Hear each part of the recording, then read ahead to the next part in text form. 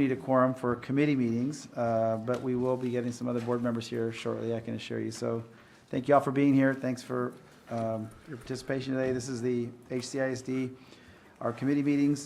Today, we'll have the Facilities and Safety Committee, followed by the Transforming Teaching and Learning Committee. So at this time, we'll call the committee meetings to order. Do we have any public comments for agenda topics?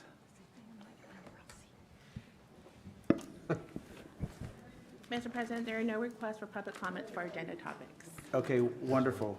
Then we'll just go ahead and dive right in. And our first item, recognition of the District School Safety Committee members.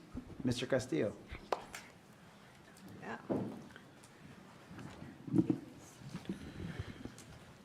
Good afternoon, committee members, board members, Dr. Gonzalez and staff. We wanted to take this opportunity to recognize and acknowledge our current HCISD and community stakeholders who have served on our district safety committee during the past 2 academic cycles. Before I call up our committee members, I would like to provide our committee chair, our board members, and Dr. Gonzalez the opportunity to address and share any thoughts of appreciation with the board members. We're seated right over here. Well, I'm happy to go first. I mean, thank you all for your participation. This is, as you all know, an incredibly important committee for us. And can't overemphasize the importance of safety in our schools, safety in our public schools here, and of course for not only for our precious students and but also for our staff and all of our faculty. So thank you for what you do, for asking tough questions, and for just your input, because we couldn't do this without you. So I think Danny's done a remarkable job, and I want to give him public credit for leading this effort, and your staff as well. But we can't do it without public participation, without obviously some of our own staff in the district are on the committee as well. Thank you for what you all do, and our law enforcement officials, and it's just incredible. I think we have found methods and a layered approach and a very, very comprehensive strategy for keeping our campuses and our school districts safe. And that's just with utilizing best practices and with all the ideas that you guys bring to the table. So, and obviously it's very complicated because you have state statutes and other things that we have to adhere to and comply with. But obviously this is a team effort, and we appreciate your efforts, and thanks for your participation. Yes, Dr.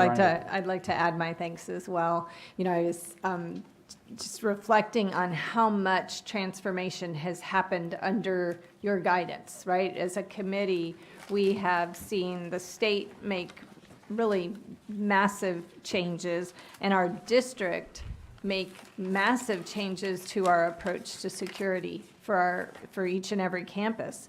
And the fact that now we have, as you said, a layered, comprehensive response approach for every single campus, not just some campuses. I mean, you've overseen that transformation, and while it is required that we have community input and stakeholder, that it's listed out, it's not stated that we have to have folks like you who are so dedicated and so engaged and participatory. You go above and beyond any state recommendations, and so we truly, truly thank you for that. I think that in HCISD we are ultimately committed to hearing from the community about all matters, but safety has been paramount in the last several years, for sure. And so your volunteerism spirit really just, we couldn't thank you enough. So thank you for all you do, and we hope that you will continue to work with us in many different ways, and we look forward to that as well. So thank you. Well, thank you very much. And Mr. Castillo? Anything else on this item? I believe. Oh, did you, anyone, Well, I don't know if any of the everybody board else- members have any comment? Sorry. I just wanted to say the same. I mean, it's a thank you, but as you look out, and, you know, I always think back to that old saying of it takes a village. We have representation from every part of our community, from staff, parents, law enforcement, other community stakeholders, and it really takes everybody to come together. And like Dr. Pettis said, ask those tough questions and ask things, see things that maybe we don't see, that Dan doesn't see, and be able to work together. So I'm very indebted to you all for giving of your time to helping us accomplish what we set out to do. Nice. Thank you. So before I read the list of, we do have 3 of our committee members that are here. I was contacted by a number of other committee members that unfortunately, they either had conflicts in their schedules or they were elsewhere. They could not make this meeting tonight. But I'm going to go ahead and read all of the committee members because we will be presenting them with a certificate of appreciation. But I'm going to ask those that are present here to step up so we can get a photo with our board members and present them with the certificate. First is Noemi Cisneros. Ms. Cisneros, would you mind stepping up, please, so we can get you your certificate? Can we go up there and get them? Yes, so we get the board members to please come up here. Chief Michael Kester with the Harlingen Police Department. Constable from Precinct 5, Eddie Solis. And Primera PD Chief of Police, Manuel Trevino.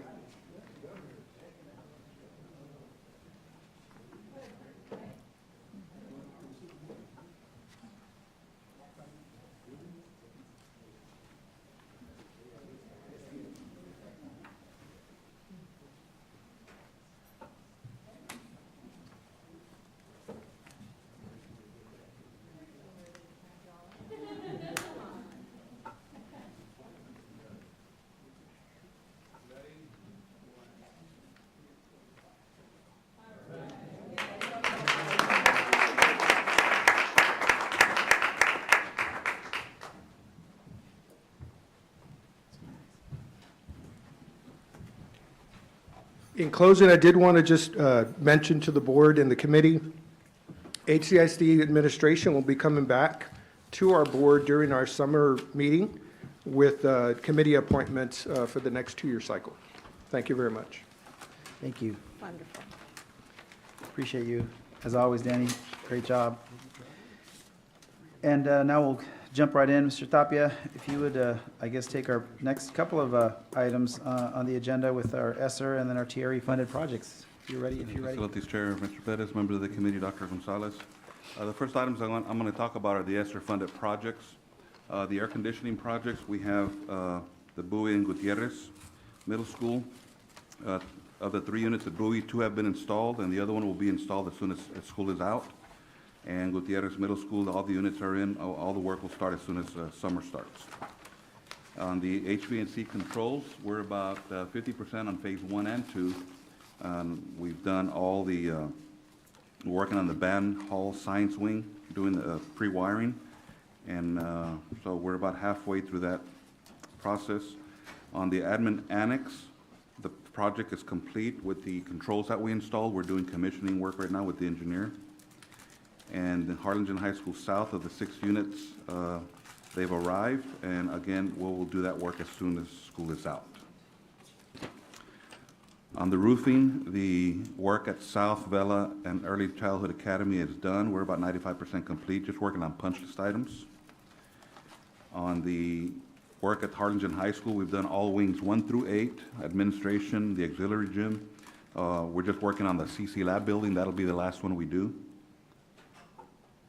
And that's, I'll show some pictures here in a bit. So we're classically closer to 95% on that one as well. And on Rio Roofing for the admin annex, Vernon, cosmetology, and various mini gyms. There's 6 mini gyms at elementaries. We're also about 95%. They're all complete. We also did a change order to add the Habitat for Humanities building on there, and that work has been done already with a new metal roof. And just some pictures of the Vela new roof with the new wall panels and flashing. Early Childhood Academy's done with the new cap sheets. Just some pictures there. At Harlingen High School, the skylight, the new skylight has been installed. You can see a picture there on the right. Habitat for Humanities, you can see the bottom left, that's the new roof that we put on there. And over at maintenance, we have the old Quonset hut. We also did a coating and refastening of rusted fasteners, and that one's also done as well. All of these were paid with ESSER funds.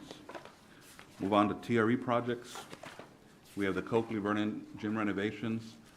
One of the portable partition wall for Vernon came in and it's being installed. When they finish that one, they'll move over to Coakley. On the culinary upgrades at the two high school, again, we're about 95, 98% complete. We're working on punch list items. We're working with the city to get the certificates of occupancy. During inspections, some of our water heaters were not working, and we need hot water to get the C of O, and some adjustments to some of the sprinkler systems over the kitchen hoods. So we're making those adjustments, and hopefully we'll get those C of Os by the end of this week. Fencing projects. We started working on a new bid that we did with Hurricane Fence. And that one, we're doing Milam, Bowie, and Bonham. Work already started at those three schools.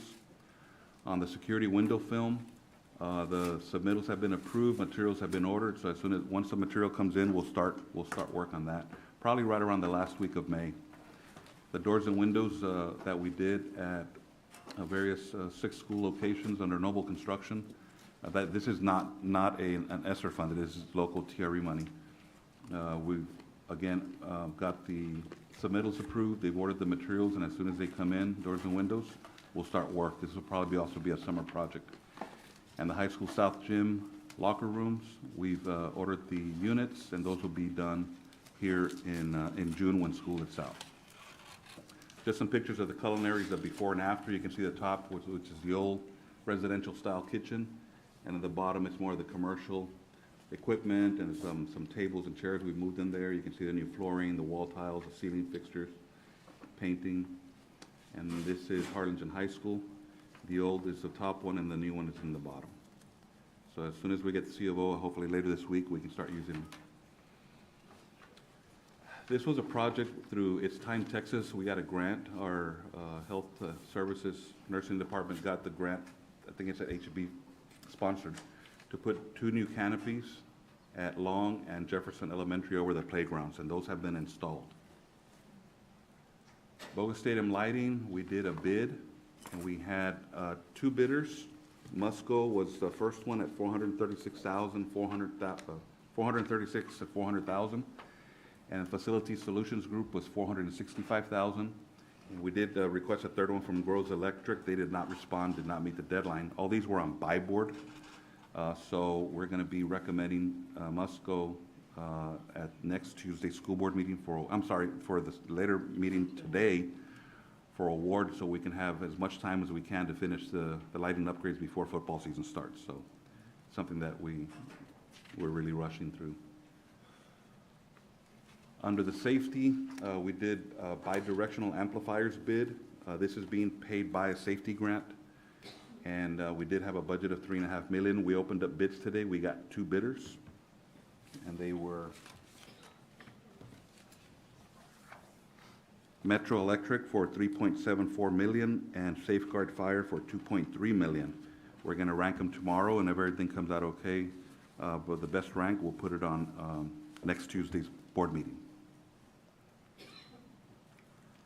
And then 2 allowance expenditures. One is for the roofing over at the high school, some brake metal trim that we had to do to close some gaps at the security office wall and the stairwell, and then for $4,304. So we had a contingency fund of $70,906. So we still have $66,600 left in that contingency. And over at Vela and the admin building, the parking lot lights that we did, we completed that, but we did a change order to add some bollards in front of the light poles because they're color brown, and when it's overcast, sometimes you don't see them, and we're afraid somebody's going to run into them or hit them. So we're going to put some bollards, U-shaped and yellow color, so that we protect those concrete poles. $13,900 was a charge. We had $20,000 contingency, so we'll have $6,100 left. And the last one is for a ceiling fur out that we did for the culinaries to do some plumbing work, the changes. It was only $1,040, so out of the $14,210, We still have 13,169 left in that contingency. That's the end of my presentation. If there's no questions, we can move on to the financial report. Yes, Dr. Reiniger. I have one question. Can you tell me on the bidirectional amplifiers, can you just say one more level of what that is for? Yes, and I don't know if Danny wants to come help me with that, but part of the state mandate is that we have communication for law enforcement throughout all our schools.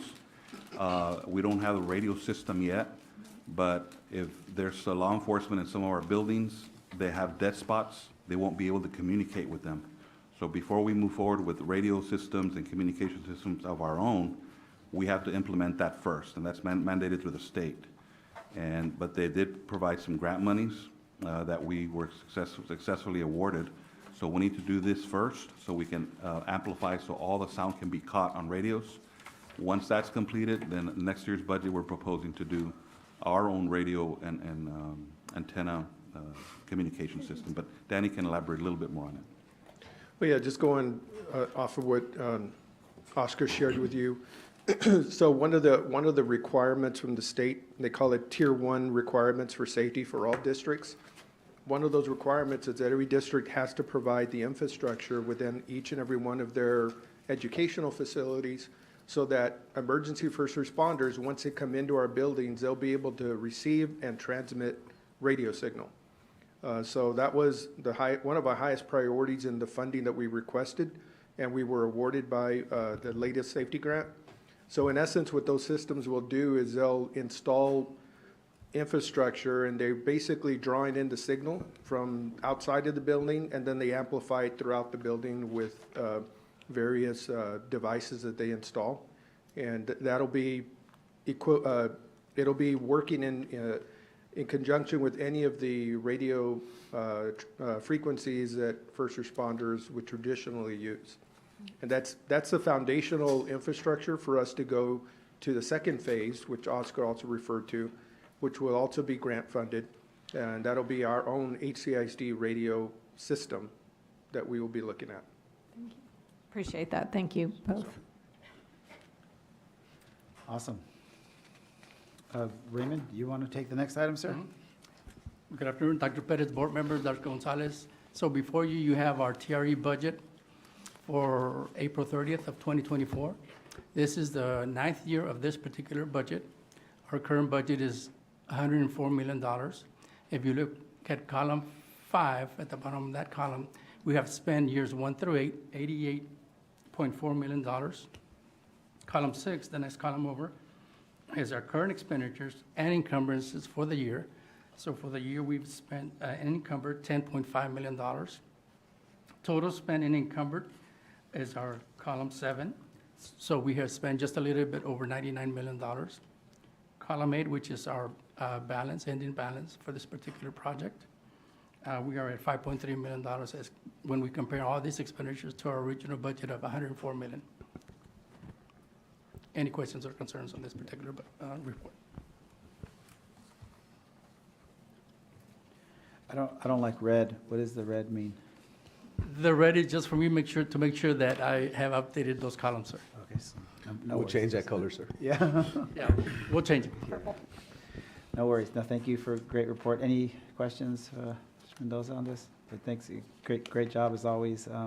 It is a lot easier than previous iterations of this report, so thanks for that. If not, then I'll turn it over now to Dr. Powers for the Transforming Teaching and Learning Committee meeting. Sir, he is a doctor of jurisprudence. Let's see, wait a minute, where'd my agenda go?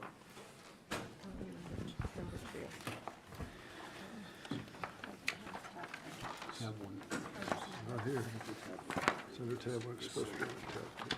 Okay. All right, thank you. Yes, sir. Okay, the first thing we're going to do is going to be, well, Right. I'm sorry, it's not. Okay, I'm sorry. I'm used to a separate agenda, excuse me. Okay. Okay, the very first item that we're going to have is Show Me the Money. Financial literacy for all innovative pod update. Kevin Garcia. Show us the money. Thank you, Mr. Powers. You got to do the invitation. You got it. They were setting me up to do it.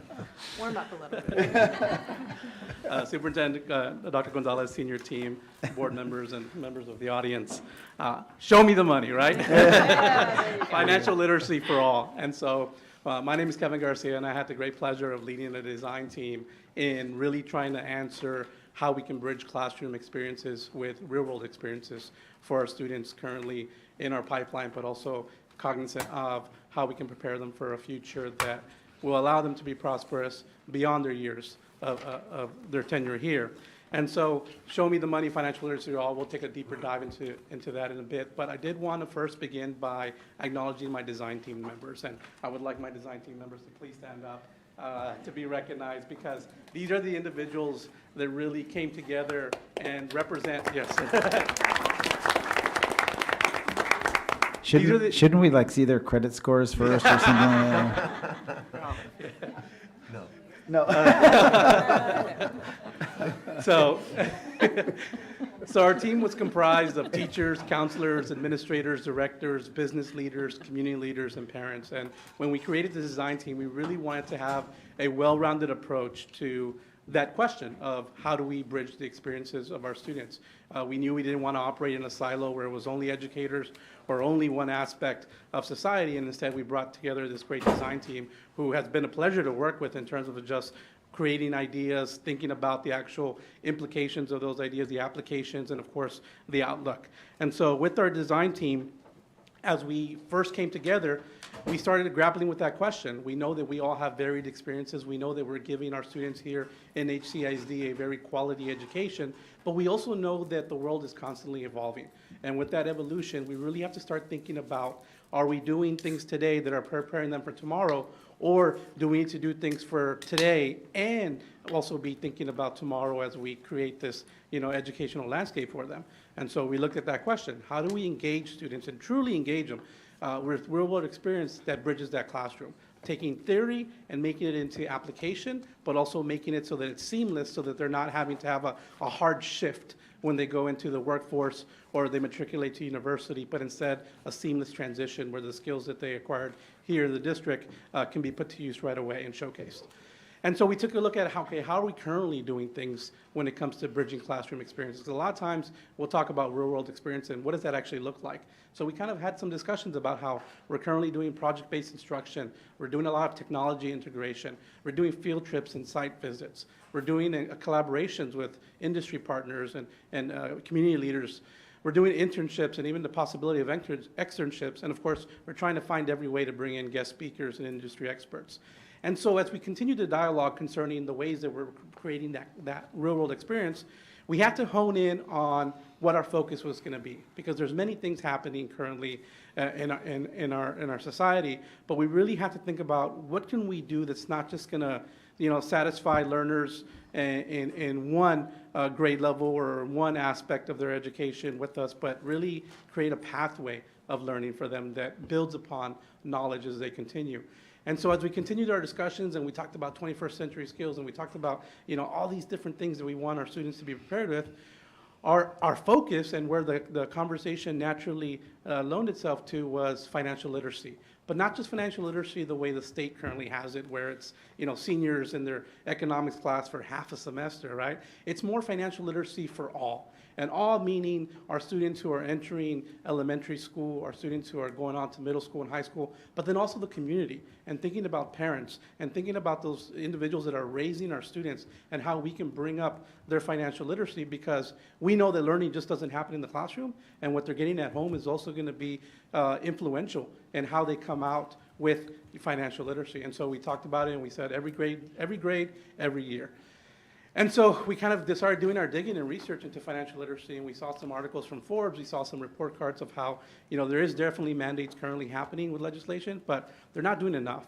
And like I mentioned earlier, if we're doing financial literacy and we're waiting till senior year, well, think about all the missed opportunities that we would have had as students are entering elementary when they're first learning, about adding and subtracting and things like that. We really want students to leave the district, like I mentioned earlier, with a strong financial picture of who they are when it comes to money, but also how to reach their goals, whether it be, paying for college or having to take out a student loan, or, jumping into a career and having to get their first check and realize that taxes are coming out and they're not having the budget they thought they would. And so ultimately, like I said, we saw that there was a gap in ways we were preparing students for the economies of today and tomorrow, and our group was really just honing in on ways to improve that gap. And we came up with the overarching, theme that experiences really do facilitate learning. We can teach it in a textbook, we can teach a formula, we can teach what APR is or credit score is, but if we're not actually having the students live the experiences early on, then it doesn't become real to them. And so we started thinking about what kind of financial literacy path we'd want to have. It's beginning with elementary and then, following the student all the way until they become a productive community member.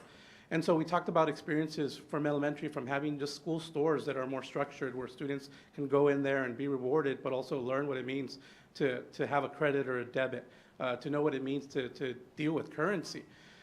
We talked about middle school and how we really want students to start being advocates and having podcasts and, starting to use technology. A lot of us sometimes use, financial software or even Excel to balance a budget. And our students at that age are learning technology, so why not teach them how to balance a budget in Excel as well?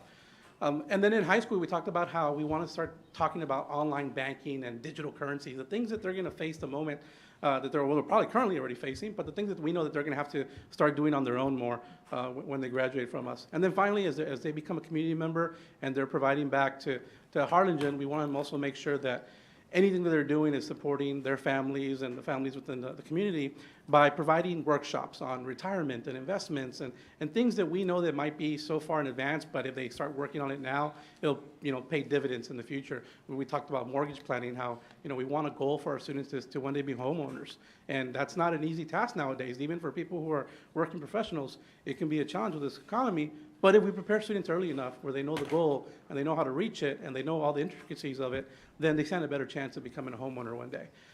And then we looked at, what does this look like in terms of application, going from year one, things that are feasible within the next coming school year, all the way up to years 2 and 5, and then finally big picture items that are years 5 and 10.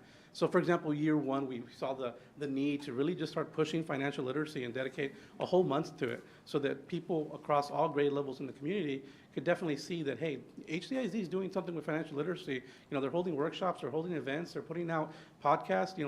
This is interesting, let's see what it's about. And then all the way to professional development and integrating lessons, we want to prepare our teachers as best as possible because although, all of us have experience with finances, really being able to teach it and teach it at the level that students are able to absorb that knowledge, we want to be better equipped to teach those teachers and, of course, provide them with integrated lessons. In years 2 to 5, we really want to look at, the possibility of creating school stores at every campus and treating them like bank branches, right? A branch of a bigger bank where students are able to run a store in middle school or participate in a store as elementary and really have the chance to understand what it means to be a consumer, but also maybe what it means to be a merchant, right? Because they could also be running the store, and if they're going to be running the store, then that could be, a pathway to the business world, to the financial industry that maybe they've unlocked as a part of being that store. And of course, we want workshops and bank visits. And then in years 5 to 10, we really want to just take a look at what kind of community partnerships can exist, whether it's partnering with the bank and so forth. Then we'll kind of showcase our big picture idea towards the end. But with all that being said, really our goal is to create, as a design team, we want to create a path to financial literacy and not just ad hoc events or, certain aspects or certain events where kids might get information, but then the rest of the year, they won't see it again until the following time. And so that's been a big goal of ours in kind of looking at this pathway. And so just to kind of highlight some of the experiences once again and kind of taking a deeper dive, in the elementary school, and we had some great teachers in elementary in the design team, we talked about how we definitely want to provide teachers and learn what they're doing in terms of best practices. A lot of teachers in elementary have like little school stores already or little stores in the classroom where, they give out dollars or coins when kids are well behaved, and that's great. But imagine if we were able to take that to scale and do it for the whole campus, right? And every campus and every elementary had their own little branch, and it could be like a classroom where they go in and, there's trinkets or little rewards that they can purchase based on their behavior, based on their good grades, and they're kind of learning what it means to get funds or have a balance and then, purchase something through the credit they have and it being debited out of their account. The great thing about elementary is that they're already learning what it, the operators are already learning, adding, subtracting, and that's pretty much all you need to balance a checkbook, right? And so they can begin balancing and understanding the power of money. But we also want to teach the evolution of money. What does it mean? What does it mean to have an economy? And of course, in the vocabulary that's accessible to them, and go from there. And so from elementary, we want to start doing that as early as kindergarten, all the way up to 5th grade, where we can start segueing them to the middle school experience, which is continuing on that, but now adding an additional layer, which is technology. And that technology layer, really thinking about how they might take the initial credits and debits that they were working with in elementary and now place that in an Excel spreadsheet or in financial software where they're able to do larger calculations or start calculating things like interest, compound interest, things like that. We also want to talk about community financial partnerships in middle school. That's a great time for students to start absorbing knowledge. They're more aware of what things cost. They're more aware of some of the goals that they might have or some of the items that they want to purchase for themselves.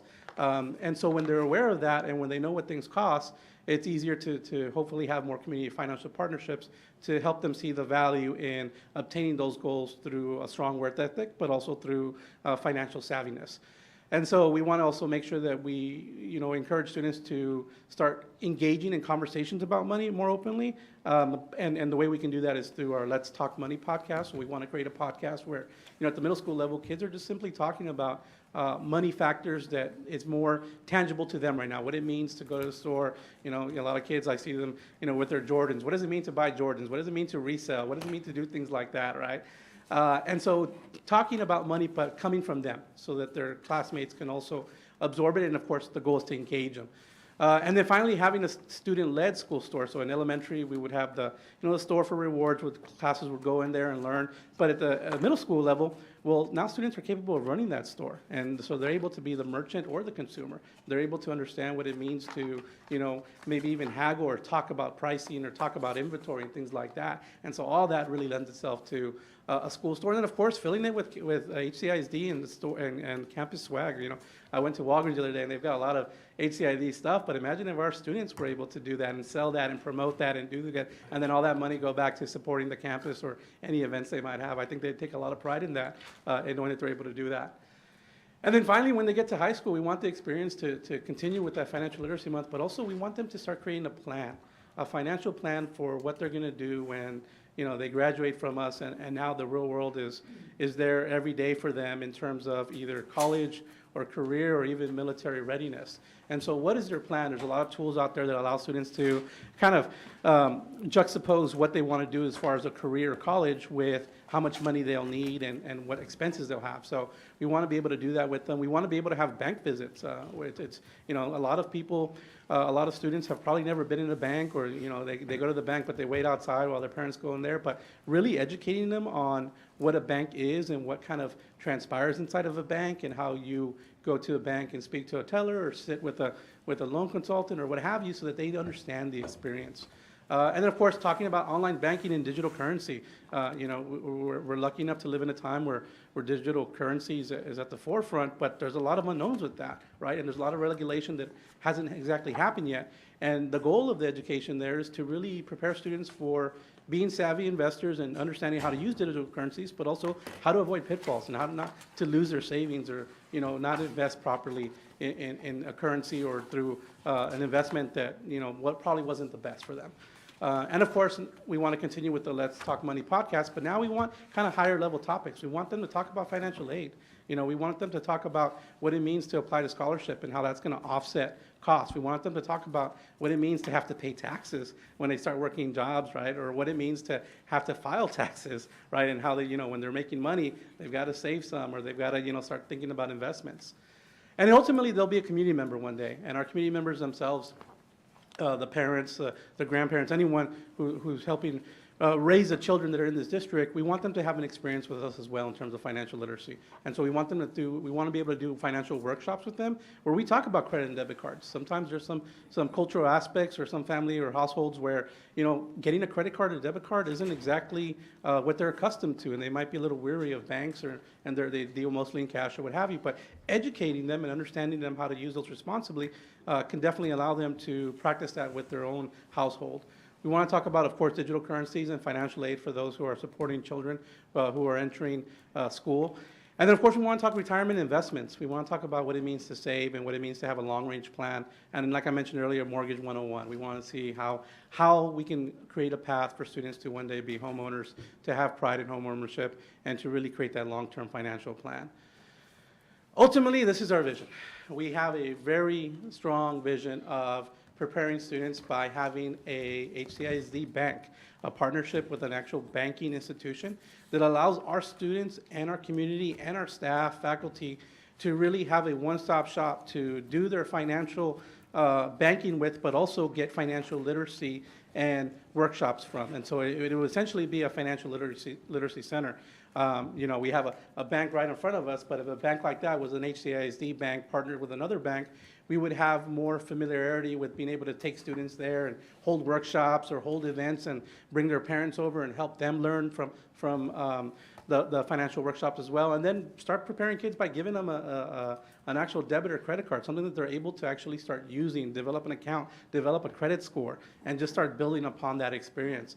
And so in the end, we think that it's very possible for that to happen with a strong partnership. We think our students will be able to learn a lot, not just, you know, their senior year, but kinder all the way through. And we think that the community would really appreciate the aspect of them not just working with their child, but also working with them as we try and raise the financial literacy component of the entire household.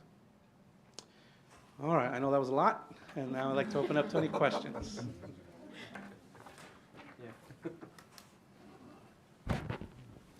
Can I make some comments? Rick, please, please. You got here late. This is your topic too. I was gonna give Ricky my time. I love it.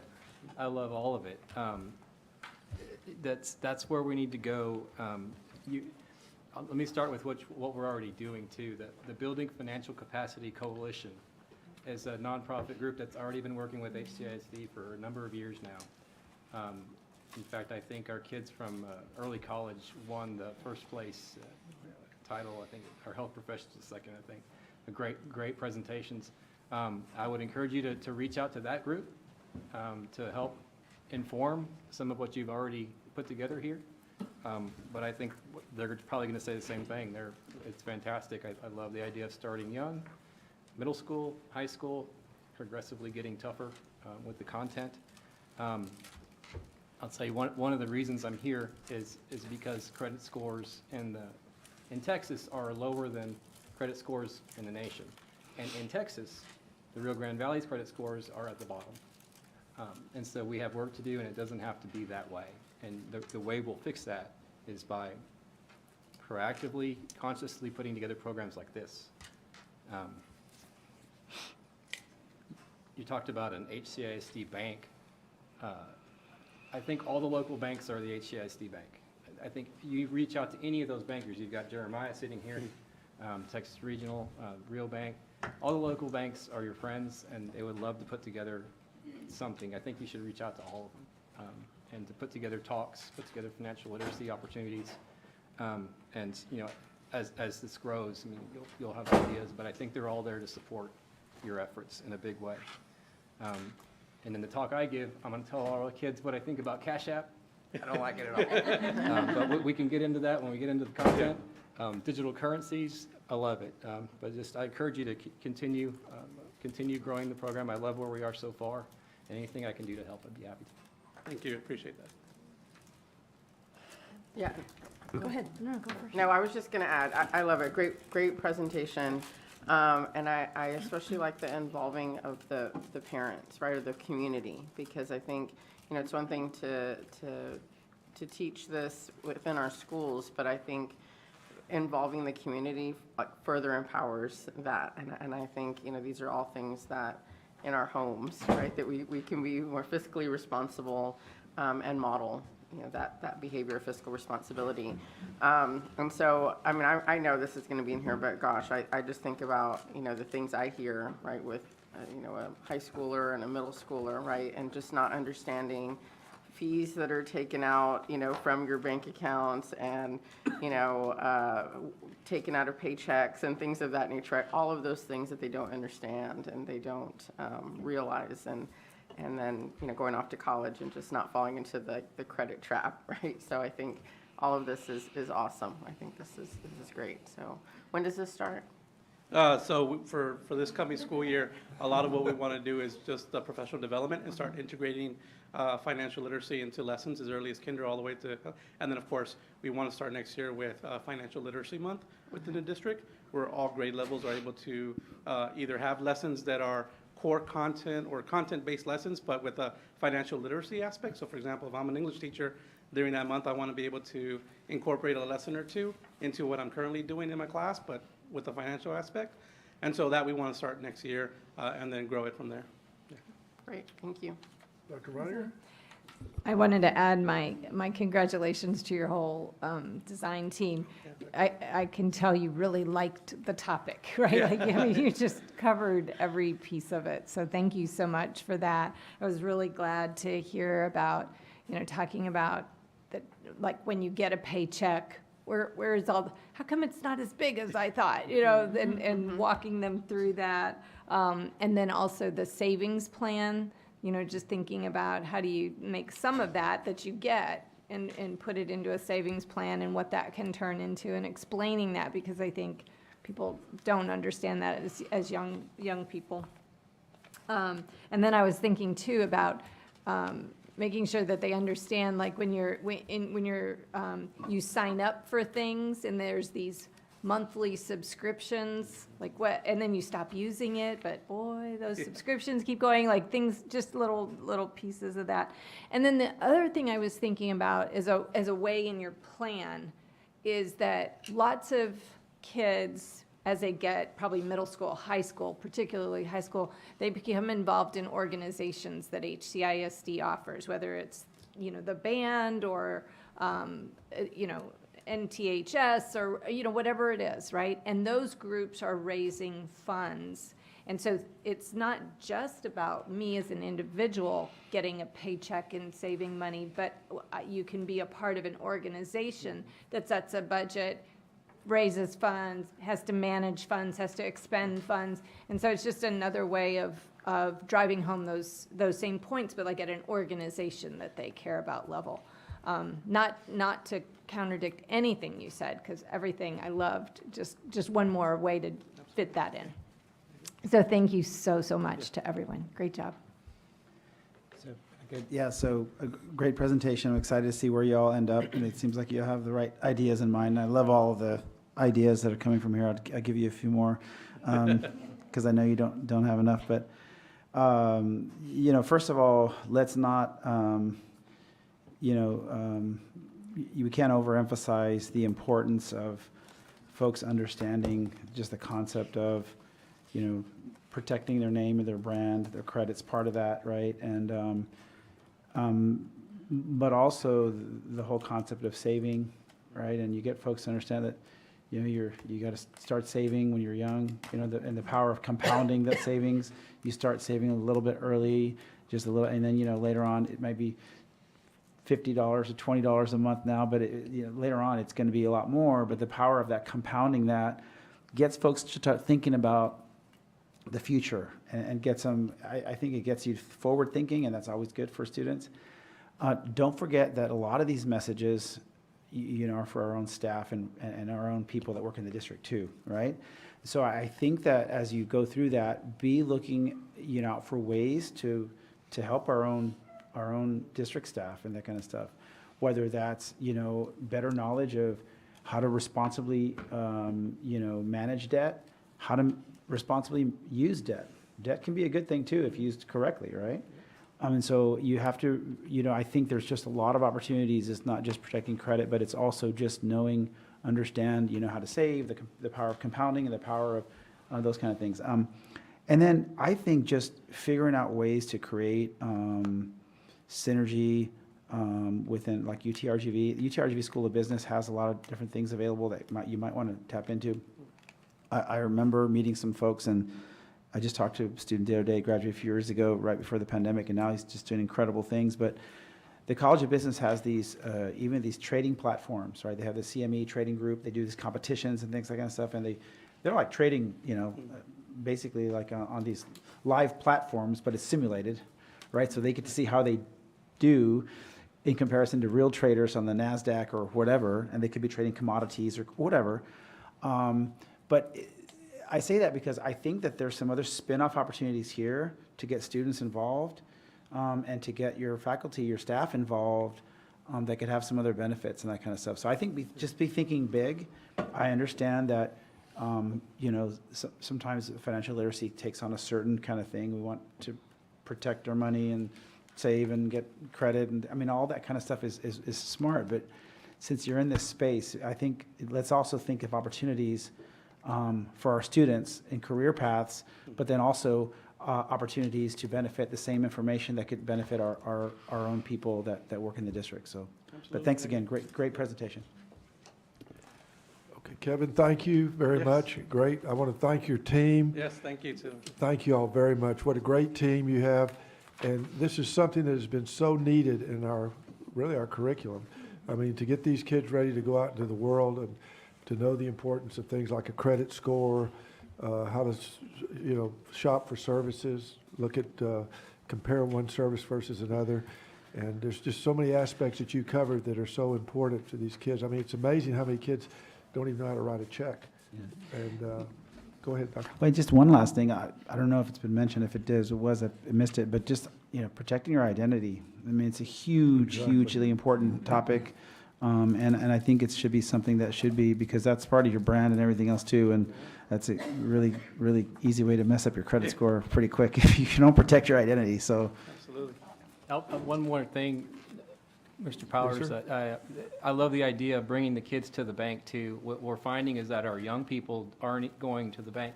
So many kids that have graduated college have never been inside a bank in their life. They've never written a check in their life. So this is our opportunity, at least so that they can see, touch, feel that there are people there to help them and assist them. And I think that's only going to be the case moving forward. Everything's online, everything's on your phone. That's an important lesson to teach, so Yeah. let's figure out how to get them into a bank. let them see history while it still exists. So they don't have to just read about it. Like, what's a check? Okay, thank you all. That was a very much. compliment, Ricky. We're part of history, Nolan, come on. Thank you all. Dr. Pettis, Thank something just occurred to me, and I don't know if it's for this discussion, but, and, I mean, I love it, everything's great, right? I wish we had something like that when I was in high school. We talk about financial literacy and doing this so that the student can be more responsible, building your credit score. I don't know why this just occurred to me. Maybe because I watch a lot of sports on TV. And it's just about everything you watch, there's a gambling app. Gambling's become really easy. And all you have to download is a couple of apps. And I don't know, this might not be the discussion for it, but it just popped in my mind. I don't know if there's a way that can be incorporated into all this, because it could lead to a lot. I mean, there's a lot of stories, there's a lot of, especially around sports, and a lot of our students watch a lot of sports, and it's out there. I mean, these DraftKings, all these betting companies sponsor these sporting events. Well, I think you broaden it. That's a brilliant idea. I mean, I think you broaden it to, let me give you the top 10 ways to waste your money, right? I mean, that might be the top 5 for sure, right? But there's a lot of things you can do where you can just throw your money away, right? And so, I mean, there's no doubt that in terms of being responsible with the money you do have, Right. you mentioned tax planning. That's brilliant. Let's let you keep as much money as you can by tax planning. If you just by tax planning, it's a simple concept where you keep more of your money. That compounds over if you're just smart about how you do your tax planning. That's one. But I mean, this is a great idea. I mean, and there's a lot more, and it could be, food choices. It could be, I mean, all kinds of things where you just throwing away money just because you're not being responsible with the money you do have. I mean, that's financial literacy. Oh, absolutely. I don't see And how. I think with gambling, like as a former math teacher, I think of probability, right? Because that's what gambling is a probability of outcomes. And so being able to integrate a lesson in financial probability, because we know that some stocks, any type of options like that, are, you're banking on the probability that, you know, the profit margins are gonna increase, or the, you know, whatever is occurring within the business. And so being able to teach that, I think, is also integral with gambling and the different ways that, you know, you're not, sometimes finance isn't necessarily dictated on a formula, but more on information that affects the probability of that outcome, right? And so being able to teach students that and make them not just be financial literate, but also savvy in terms of working and using those skills to, you know, speak to people and get the information they need to better inform that probability, I think could also do wonders. So I agree. I think those are all very I critical want to be aspects. clear, I think we're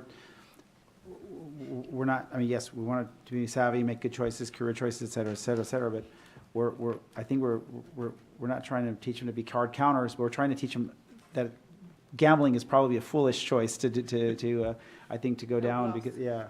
But anyway, so I mean, I know you're not encouraging gambling. No, but yeah. it sounded for a minute that you were maybe trying to teach them how to be better gamblers. No, And no, I want to be clear that we're not encouraging. When they that. learn when they learn the probability, they should learn that Yeah. the odds are always against them for the most part. So.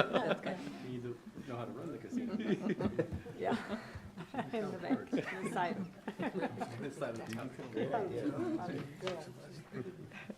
Okay. Well, thank you all very much. I appreciate the Excellent feedback. job. And thank you once again to my team. Great dialogue. I enjoyed. Yeah. And the conversation is going to continue, obviously, so thank you.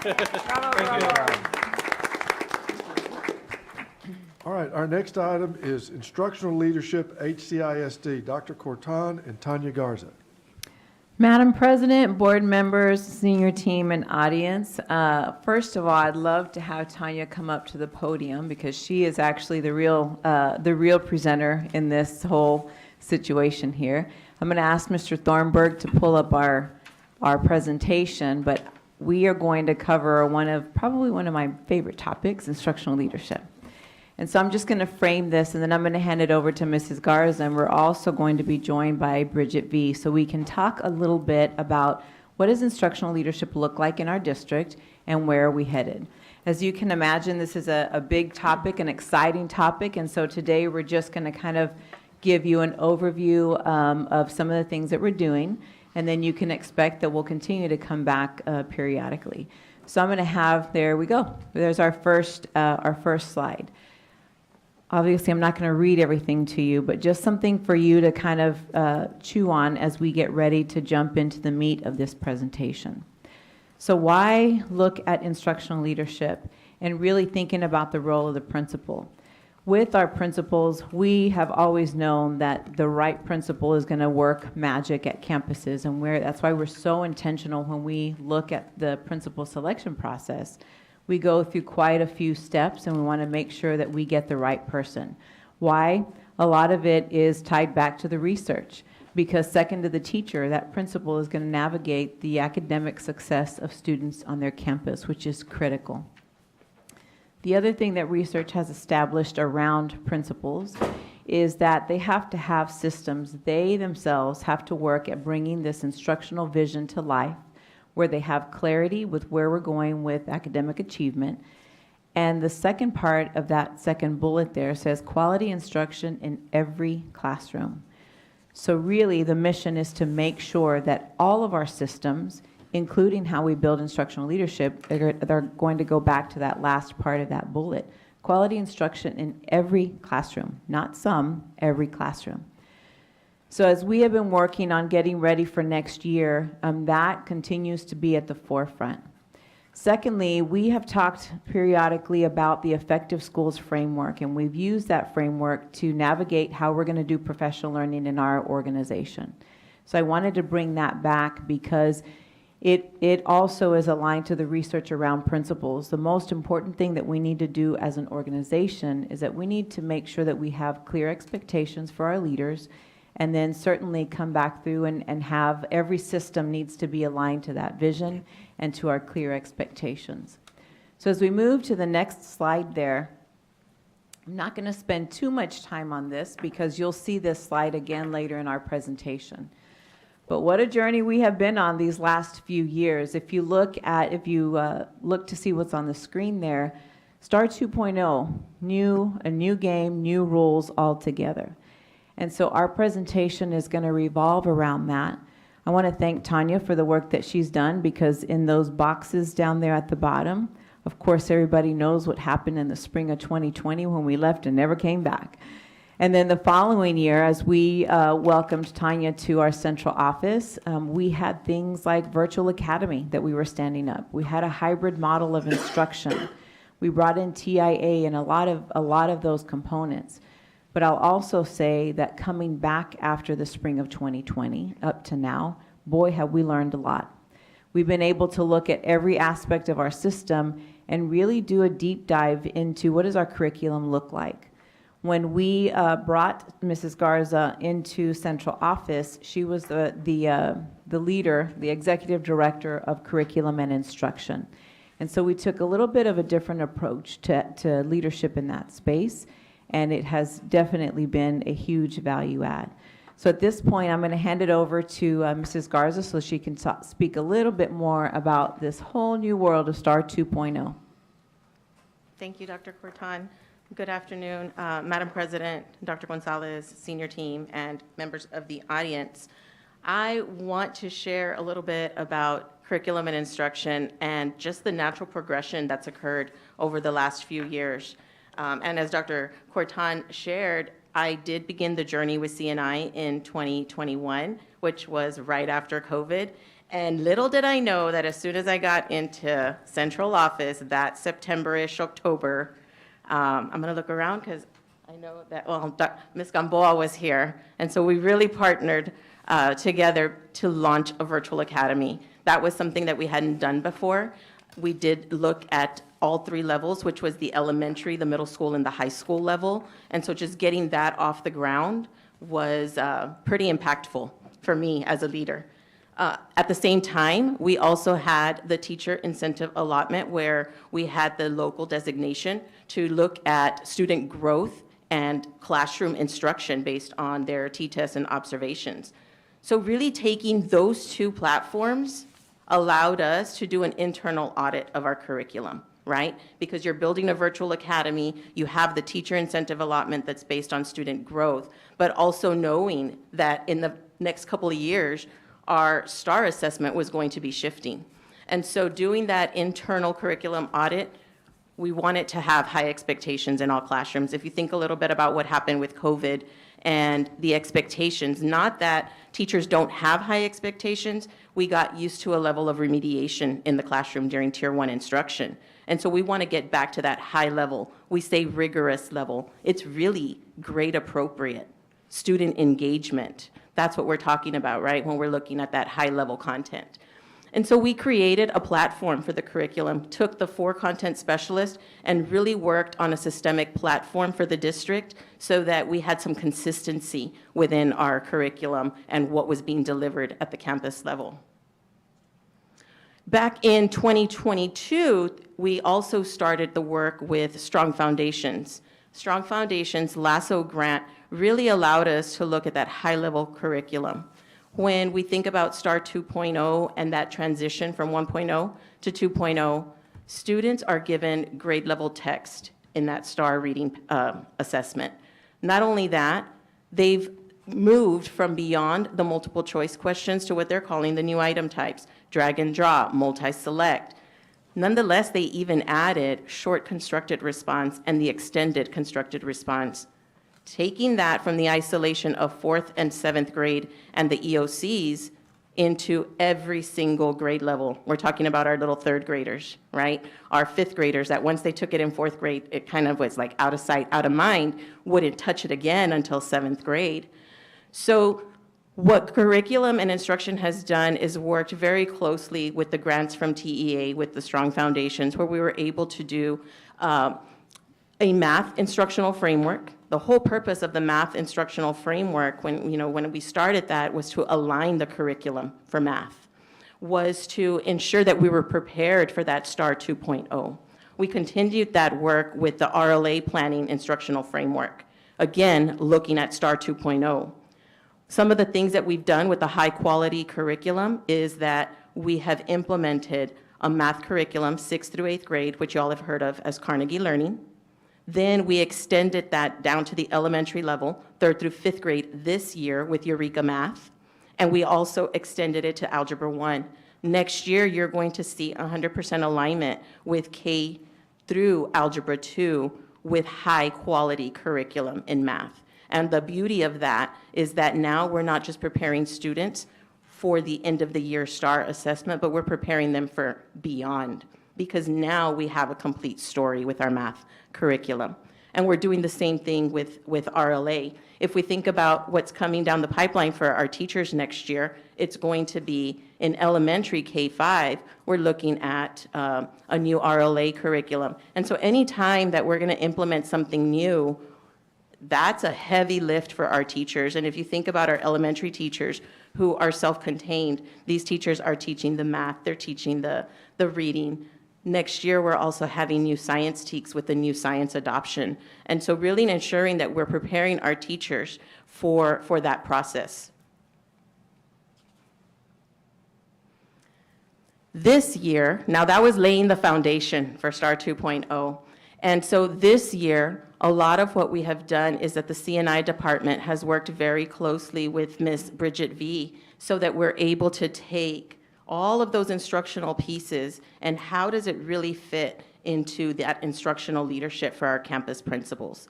And so there are 3 main components here that I'm going to highlight, which is accountability, curriculum, instruction, and assessment, and then the leadership support system. So one of the things that C&I did this year is that during our instructional leadership seminars, which is the meeting time that we have with our principals, we worked with them and we showed what value-add progress monitoring was. And during that time, the campus principals really dove into the work of their grouping for their students. But in order to extend that work, Ms. Bridget V was able to go on one-on-one visits to the campus. What is it specifically that you need? What are your questions? How do we support you? What did you maybe not understand? Because we want to work together to ensure that we're building that instructional leadership. So looking at how are we looking at data, what is the instructional next steps going to be? And then that work will continue into next year, where we will continue with those visits and the one-on-one visits. Not only Ms. V on her own, but our content specialist working the next piece with that instruction. Once they look at the data, what's that next piece of instruction? When we look at curriculum, instruction, and assessment, that is a lot of the work that we laid the foundation for in the previous years with that high-quality Tier 1. We have to have grade-level content for our students. We have to have those high expectations, and we have to provide that to all of our students, emergent bilingual, special education students. And so working to ensure that we are providing what we call a reteach and enrich time during our master schedule time, and in there utilizing the curriculum of iReady, where it's very specific to the needs of the students. Y'all have heard a lot about blended learning, and so really that's what that reteach and enrich time would be, outside of their Tier 1 instruction. We would continue focusing on the instructional core, which is the Tier 1, high-level content, educating our teachers, ensuring that we're getting in front of our teachers, and that the students are engaged, actively engaged in the curriculum. And how will we do this, and how will we continue to support the campuses? It's through the implementation of the peer-to-peer visits. It's through the instructional rounds. One of the things that came up with I think it was with Mr. Powers, we were talking about, well, what do we do with this implementation and if teachers are struggling? Well, perfect opportunity is to take that peer-to-peer and support the teacher with another teacher who is having success in their classrooms. And then the last column is that leadership support system. We will continue to host our monthly HLCs. We will continue to host instructional leadership seminars with our principals where they are the learners and they are learning, because in order to have good quality teaching in the classroom, teachers need to understand the curriculum. But how are we going to ensure that they understand that? Well, we have our content specialists. They are the teacher of teachers, right? So they know their content specific, math, RLA, science. They're the ones that have to work with our teachers so that they ensure that they're going deep in the content and not just surface level. So this year, we had 4 content specialists that oversaw the content for kinder through 12th grade. And so really, they were stretched a little thin, but we were getting the job done. We were trying to get to every campus. We did have one face-to-face visit with our teachers, and after we conducted that one face-to-face, we heard a lot of positives from our teachers saying, we need more of this. This is what's helping us. Now we're collaborating campus from campus. It's not this campus against this campus. It's us coming together to work on the curriculum.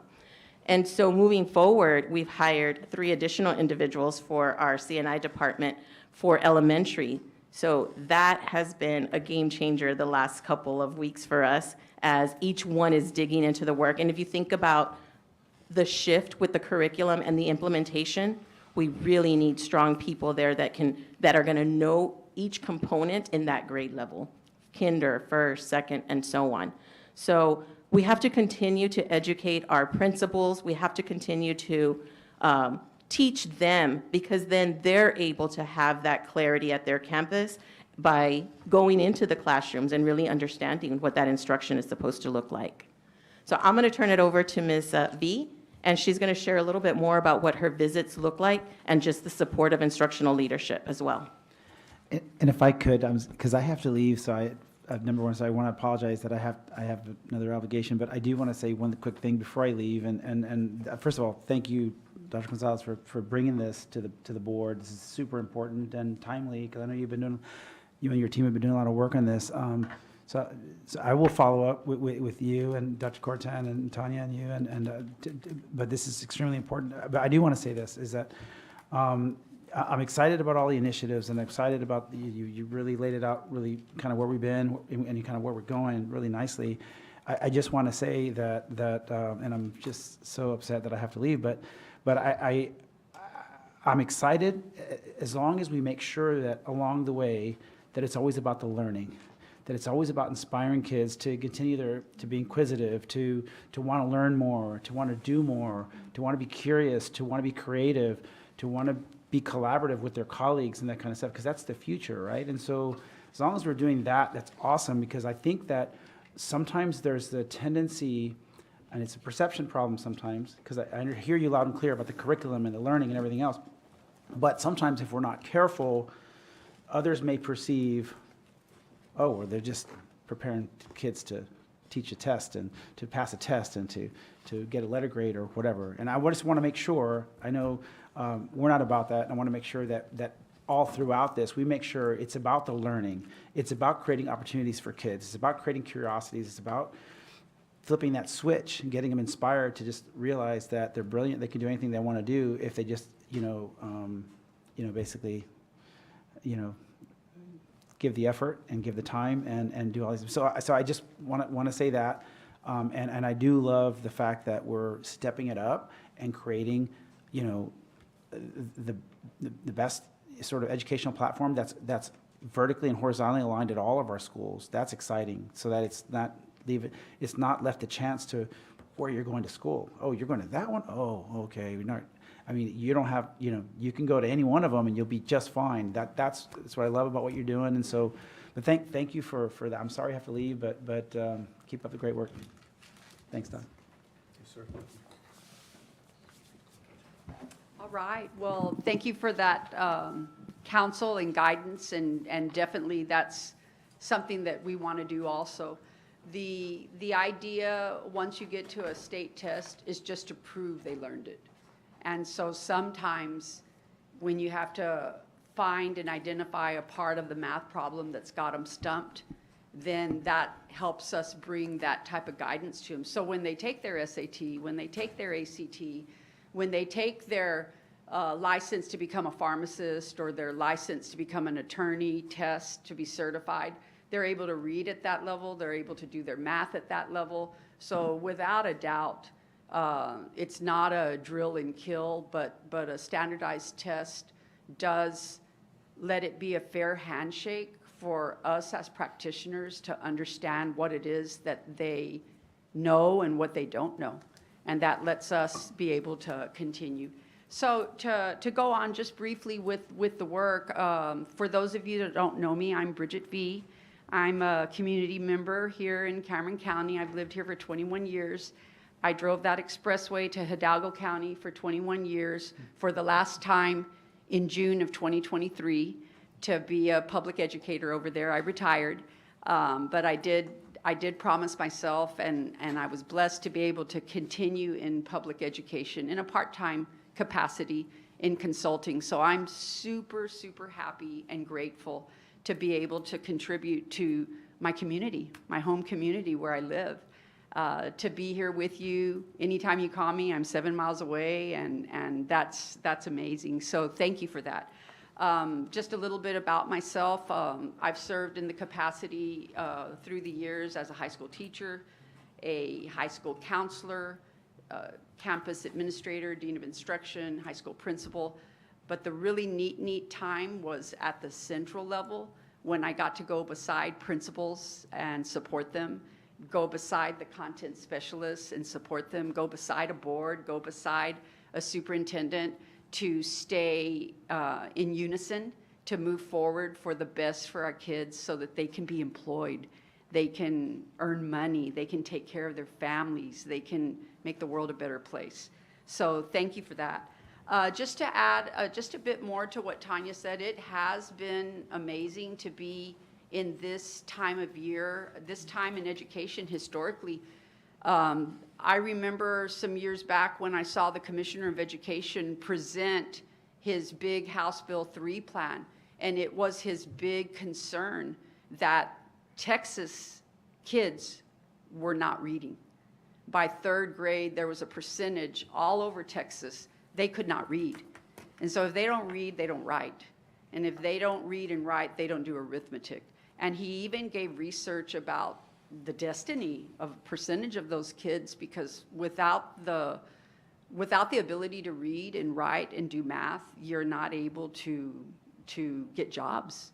And you don't get jobs, you don't have a bright future. So he made it his brand, and he's followed through on it, that every educator in Texas, beside the kids in elementary, will be certified in the science of reading. He promised that this 2.0 test would come, and the test would be very rigorous. It would have third graders responding to a reading passage in an essay, and they would be graded in a standardized way. And the end result is no sweat. I have 7 grandsons. My little grandson, I said, "Are you worried about your third grade test?" "No, Nana, I write the extended constructed response fine." I mean, he doesn't even know it's a special test. He's practiced it, and that's the good job of the educators.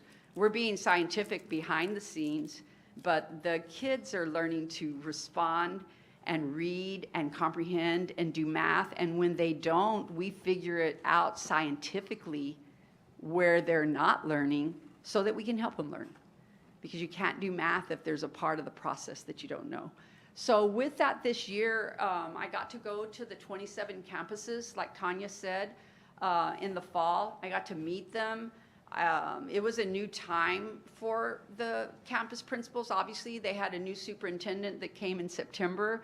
They had 2.0, they had results from a test. The state was in litigation. There was a lot of uncertainty for the principals. For the assistant principals, for the teachers, they're like, what did we get? You know, they just had a lot of questions. And it was a great time to get to build relationship with them. Quite frankly, to reassure them it was going to be great.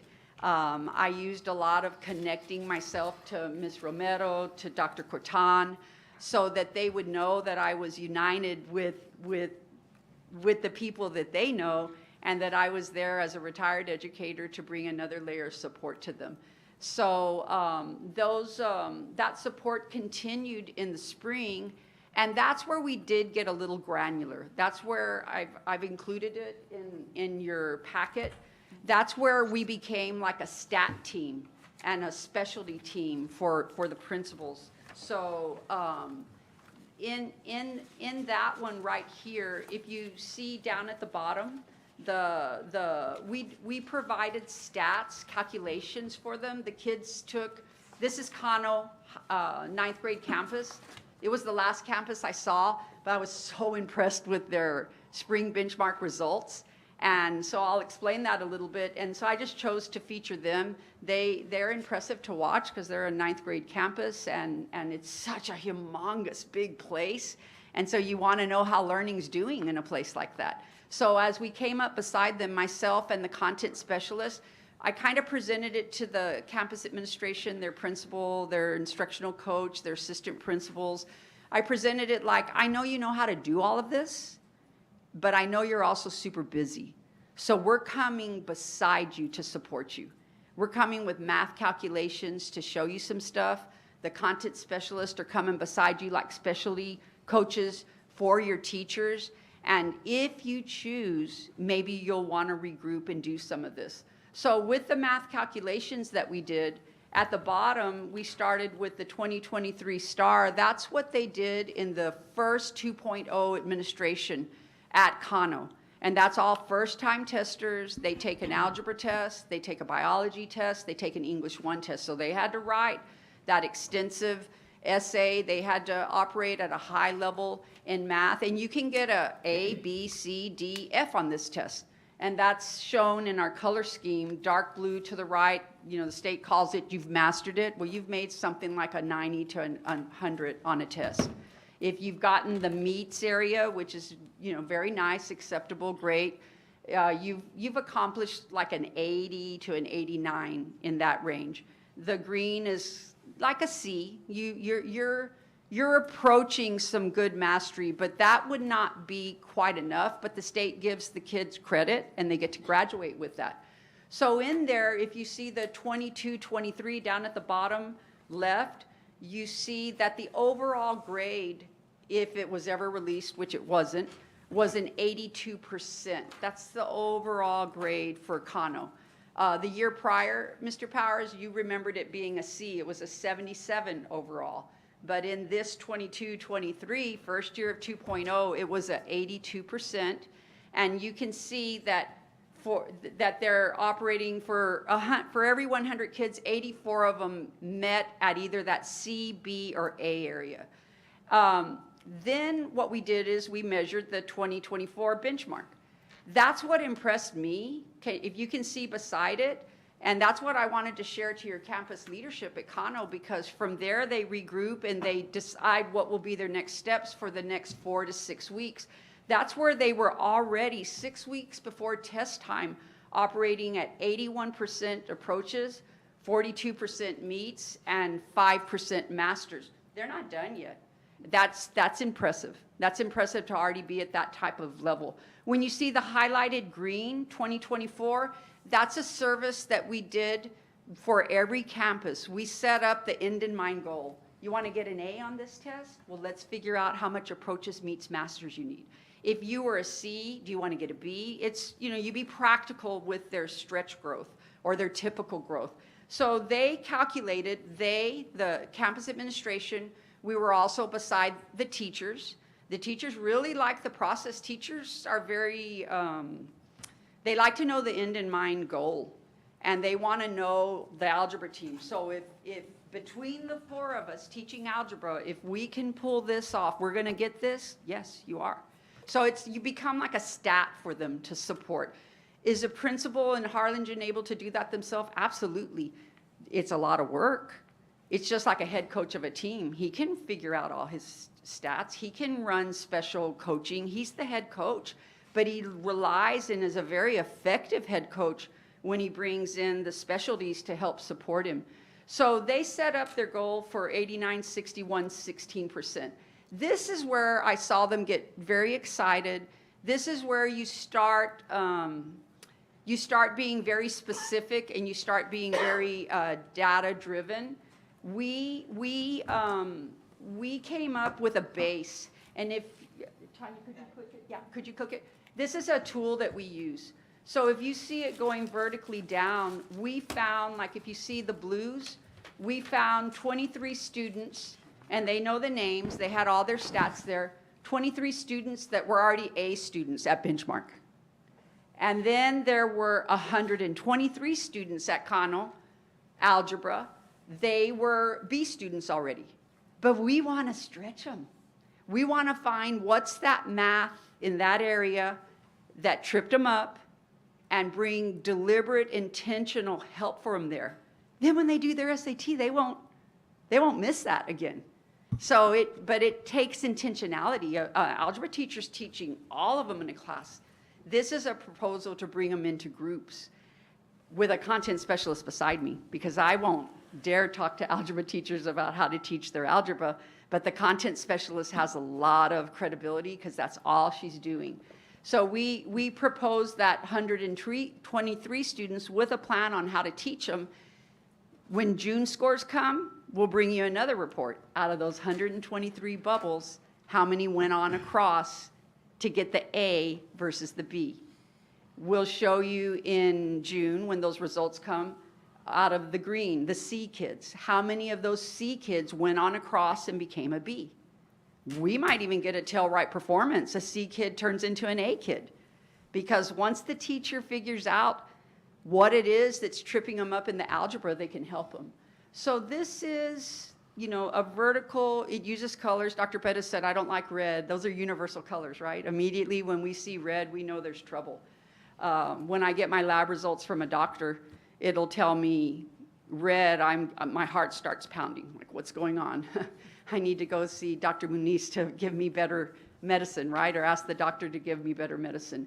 But that is the scoreboard. That's the system. It's called Value Add Progress Monitoring. It happens one time in a year when the teachers have finished teaching everything they teach.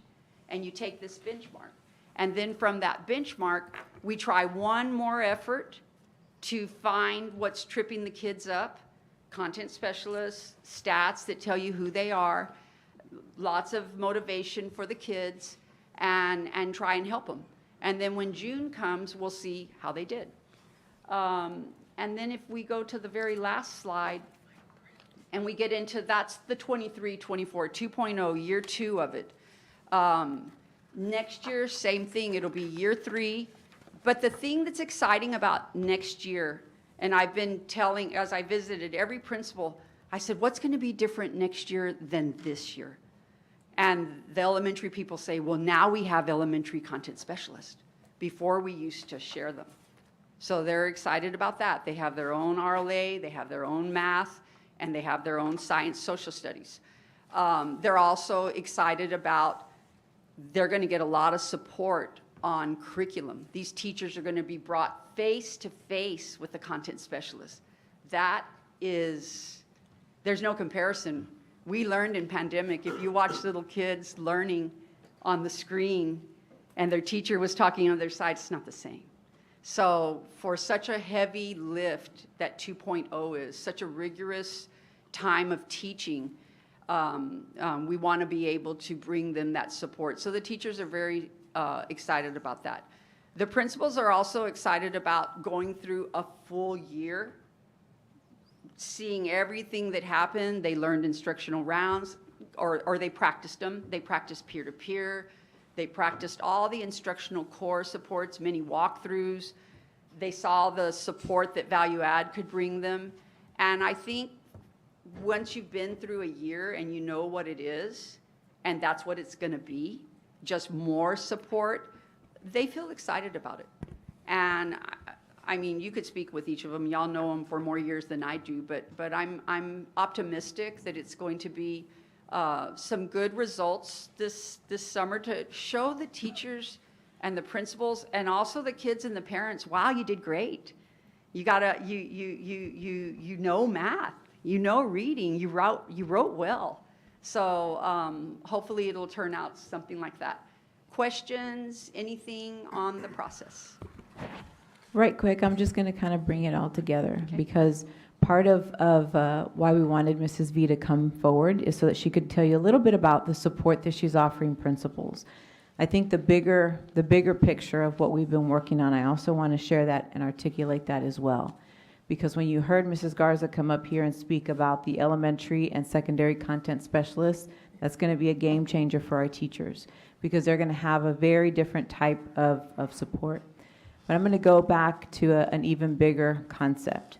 In our district, we know that blended learning works. And we know that it works because you differentiate. So every single student in a blended learning classroom has the opportunity. We're going to meet you where you are and get you where you need to be.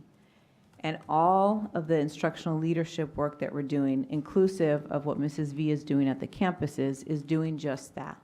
If we're going to be an organization that believes that in blended learning and believes in personalization, we also need to extend that to our instructional leaders. And a big part of our work, and next, we'll get into future topics here pretty soon, but next month, one of the things that we're going to do is we're going to come and talk a little bit about how do we get professional learning right for our leaders so that you have this cascading learning model so that our principals get it right, our assistant principals get it right, and then they take that to their campuses. That is the key. If we're really going to be effective, and if we go back to that bullet, quality instruction in every classroom, we have to equip our principals with what they need, and they need to be able to have somebody that they can bounce ideas off of and who's going to do a lot of the research behind, yes, the numbers, but even bigger than that, just learning as a whole. And so part of what you'll continue to hear is how Mrs. Garza and Mrs. Kaufman are going to be working alongside their principals, because that's the real purpose of instructional leadership. The principalship of today is very different than yesteryear. And so, and it's kind of like rigor. You tell teachers you got to have this rigorous curriculum, and like, where is rigor? Where do I find that person, and what do they look like? Now we're going to have an opportunity to clearly define what does instructional leadership look like, number one, and number two, what expectations do we have? We've had that already for years. It's just being a little bit more intentional because, again, the measurement of academic success for the state is going to be looking very, very different in coming years, and so we want to make sure of that. And like I said, it's about differentiation. If we're going to do that and ask our teachers to do that, we too need to do that as well at our level for our principals, because they make up our classroom. And then Dr. Gonzalez, I don't know if you want to close this out with anything. No, just very proud of the team. I know that as we talk about financial literacy and making sure that our students understand the importance of understanding numbers, but also raising their emotional quotient, we're also working on the art of articulation. So we're not only teaching kids how to understand numbers and how to work on their emotional quotient, but we're also talking to them about how to articulate appropriately. We're talking about eye contact and tone and body language and how you express yourself and how you own a room and how you do those things. So when students are presenting their lab reports, they're also getting some of the best coaching, and we've got that from Damon and Leanne, who lead a world-class organization around performing arts, so we're doing that there too. So we're proud of that. Then you couple that with our commitment to physical fitness, and then you put a bow on that with a quality instructional program. So in the end, you have kids that understand how to take care of their money, how to take care of themselves, how to be physically fit, how to power through life, how to have a relationship with yourself and love yourself so that you can have a relationship with others and love others. And then how to take care of business when it's time to pass the bar exam. When it's time to blow the top off the SAT or the ACT, you have that capacity also. So I love the fact that we have world-class systems and processes. It's not just posters on walls. It's not just mantras. It's not just cool things to say.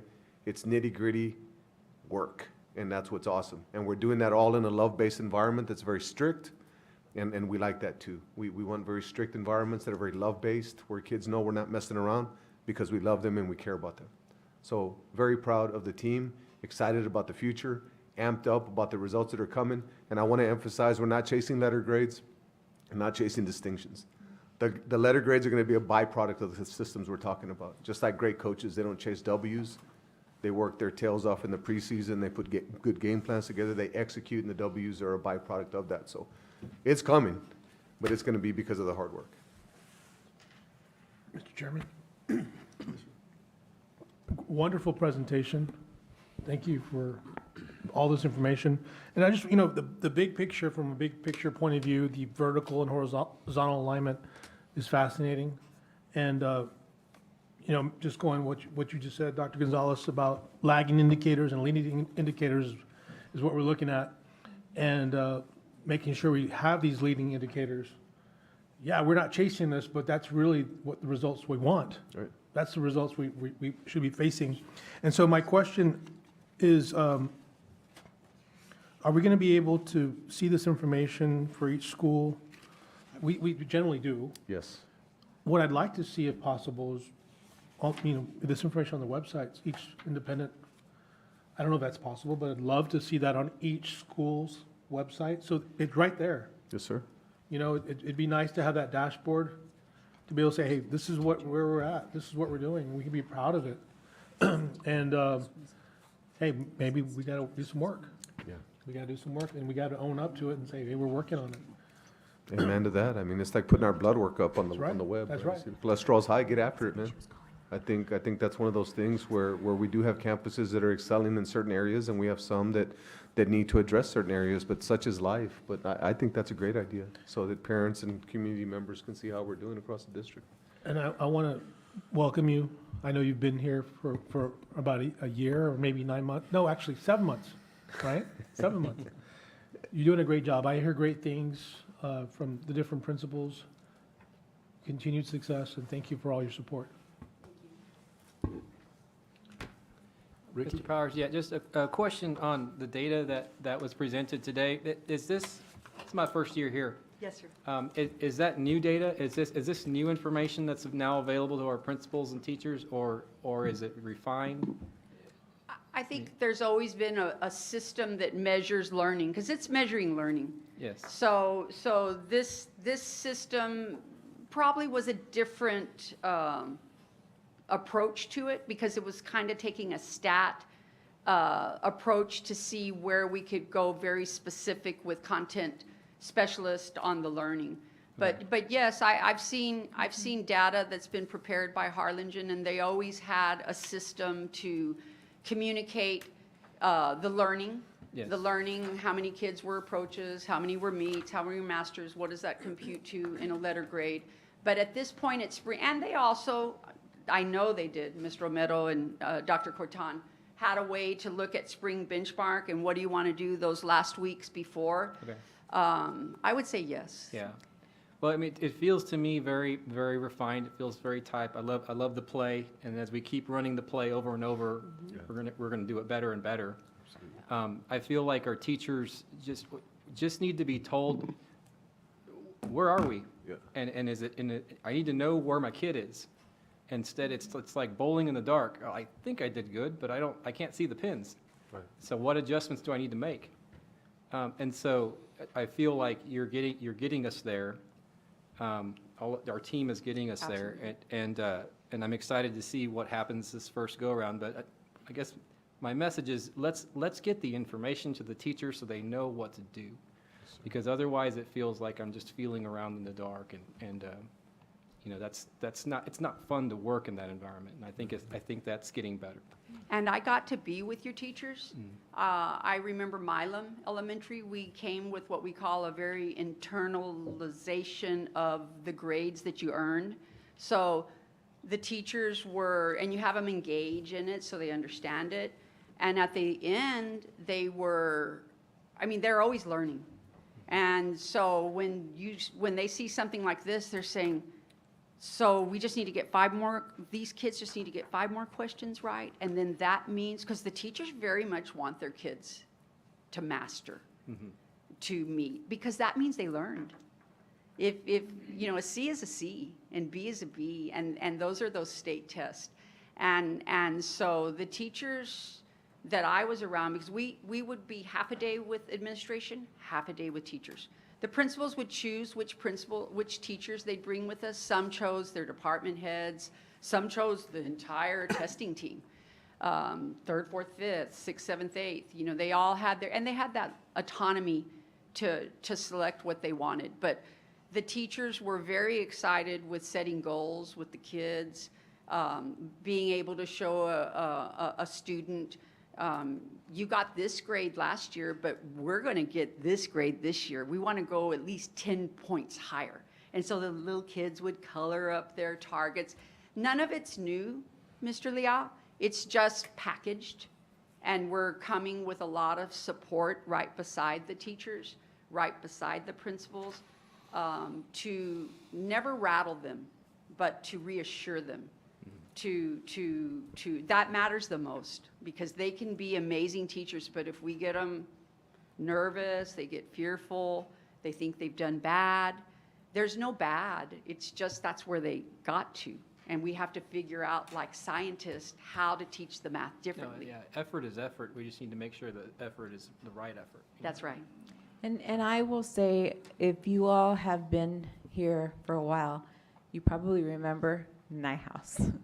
And when see, y'all are smiling because you know where I'm going with this, but when we brought in NIHouse, it was exactly for that.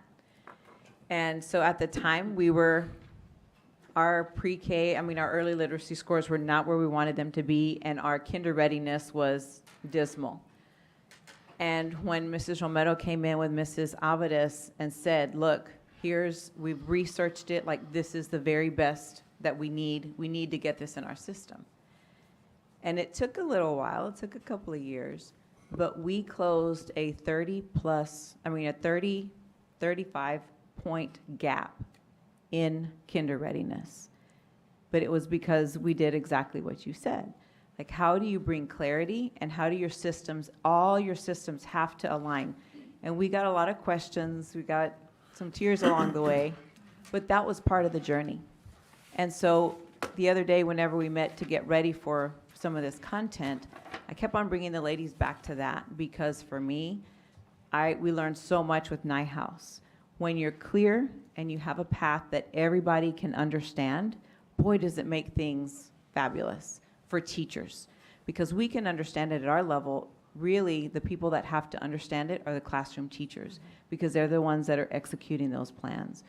So we kept on coming back to that whole concept of NIHouse, because that was probably one of the first times where we looked at research and completely shifted an entire organization around literacy and how do you get it right. And we started with our lower grades, and then pretty soon we realized that as those kids started matriculating into the upper grades, we had to bring those skills. So organically, the system said, like, this is where we've got to be, and the teachers themselves were seeking some of that learning. That's when you know that you've done something right, because people are starting to ask, like, they want more, and they get hungry for that. And so a lot of what we've heard from the visits is that, like, this is great information. How do we get more, and how do we learn more? So it's extending the learning for our principals and also for our teachers. But everybody can thrive when you have a lot of clarity and a very clear path to success. Mr. Powers, may I ask? I'm sorry. I just want, Mr. Leal, if this is all relative, this is relatively new. What, 5 years ago we started with the grading system? 4 years ago? And it was chaos. And so what they've done, our senior team's done an amazing job of taking chaos and refining it, and just keeps getting refined more and more to what we have today, which is awesome. So just for a little background. No, it's hard. It sounds hard to do. It's very If difficult. it was easy, then everybody would be getting A's. So, I mean, it's, keep working. I want to thank you all. Great, great presentation, Tanya, Bridget V., Dr. Corton. It's so neat to see that we're putting our resources where they're really the most beneficial. I mean, adding these content specialists and the results that we're already seeing with just the limited starting of this program is impressive. And it's neat that we're learning to learn, not learning to just pass a test. And that's where our goal is. And I don't know how you can maximize more what we want to do than what you've presented today. So thank you all very much for the hard work. I really appreciate it. Thank you. All right, at this time, if there's, we need future programs, Dr. Corton? Yes, Sylvia Gamboa is going to be up. We have one more design team that we're going to bring forward, and that's with our mental health. And then the other thing is extending this entire conversation and giving you a glimpse of what it's going to look like to be a teacher and to be a learner, an adult learner in our organization, as we get ready to execute a lot of the plans that Tanya and the team have designed. All right, thank you. If there's nothing further, this committee meeting is adjourned.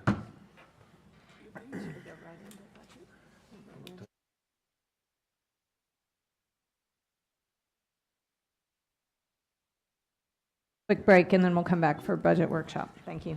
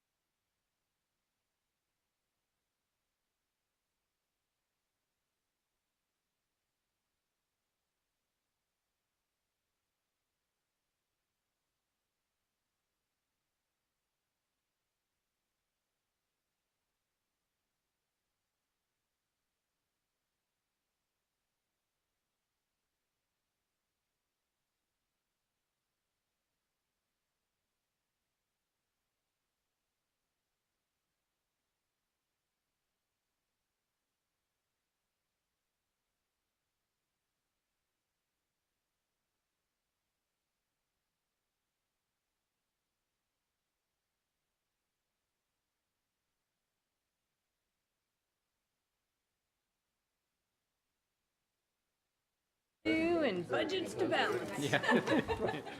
The mood is too good in here. Let's talk about the. Yeah, right. Yes, ma'am. That's why I'm so happy. Just joking. Yeah, she's like, let's do this. Yeah. Don't say it like that. See how bad I mess it up, right?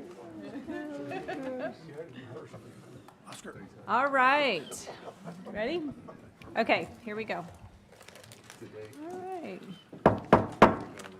All right, I'd like to call the special board meeting budget workshop number 2 of the Board of Trustees for HCISD to order. It is 5:55 on May 7, 2024.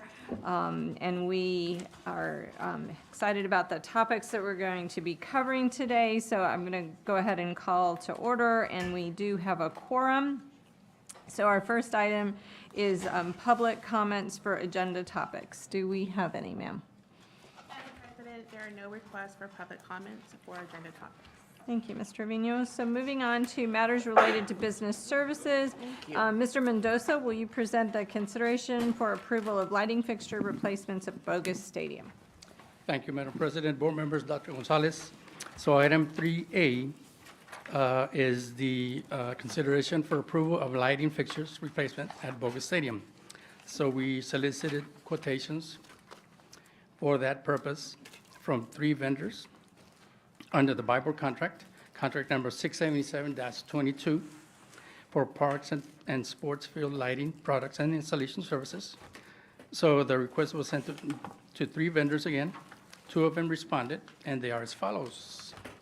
Musco Lighting submitted a quote of $436,400 even. Facility Solutions Group submitted a quote of $465,000 even, and the other vendor did not respond. Based on that number and based on our facility needs, it's a safety issue. We are recommending Musco Lighting that the board award that contract to Musco Lighting in the amount of $436,400, and we'll fund it out of our local operating fund. Thank you. Do I have a motion? Madam President, I move that we approve the lighting fixture replacement at Bogus Stadium. Second. Mr. Trevino, I'll let you figure out who won that tie. Do we have any questions or comments? All right, all those in favor, please indicate by saying aye. Aye. Opposed, same sign. Motion carries. Thank Thank you you, so ma'am. much. Mr. Mendoza, will you continue with the budget workshop, please? Madam President, board members, Dr. Gonzalez, this is our second budget workshop for this coming school year. Again, like every year, we are required to present to our board for approval at the end of June a balanced budget. And that's our purpose, and that's what we work towards this spring, and ultimately to budget adoption before June 30th. So what are some of the factors that are impacting our fiscal planning? Okay. Back in 2013, we adopted the strategic plan. The passing of the tax ratification election to infuse an additional $10 million to our general operating budget. That happened in 2014. ESSER funding was awarded to districts across the nation. HCISD received $90.7 million of those funds. In addition to that, all ESSER funding is ending this September 30th of 2024.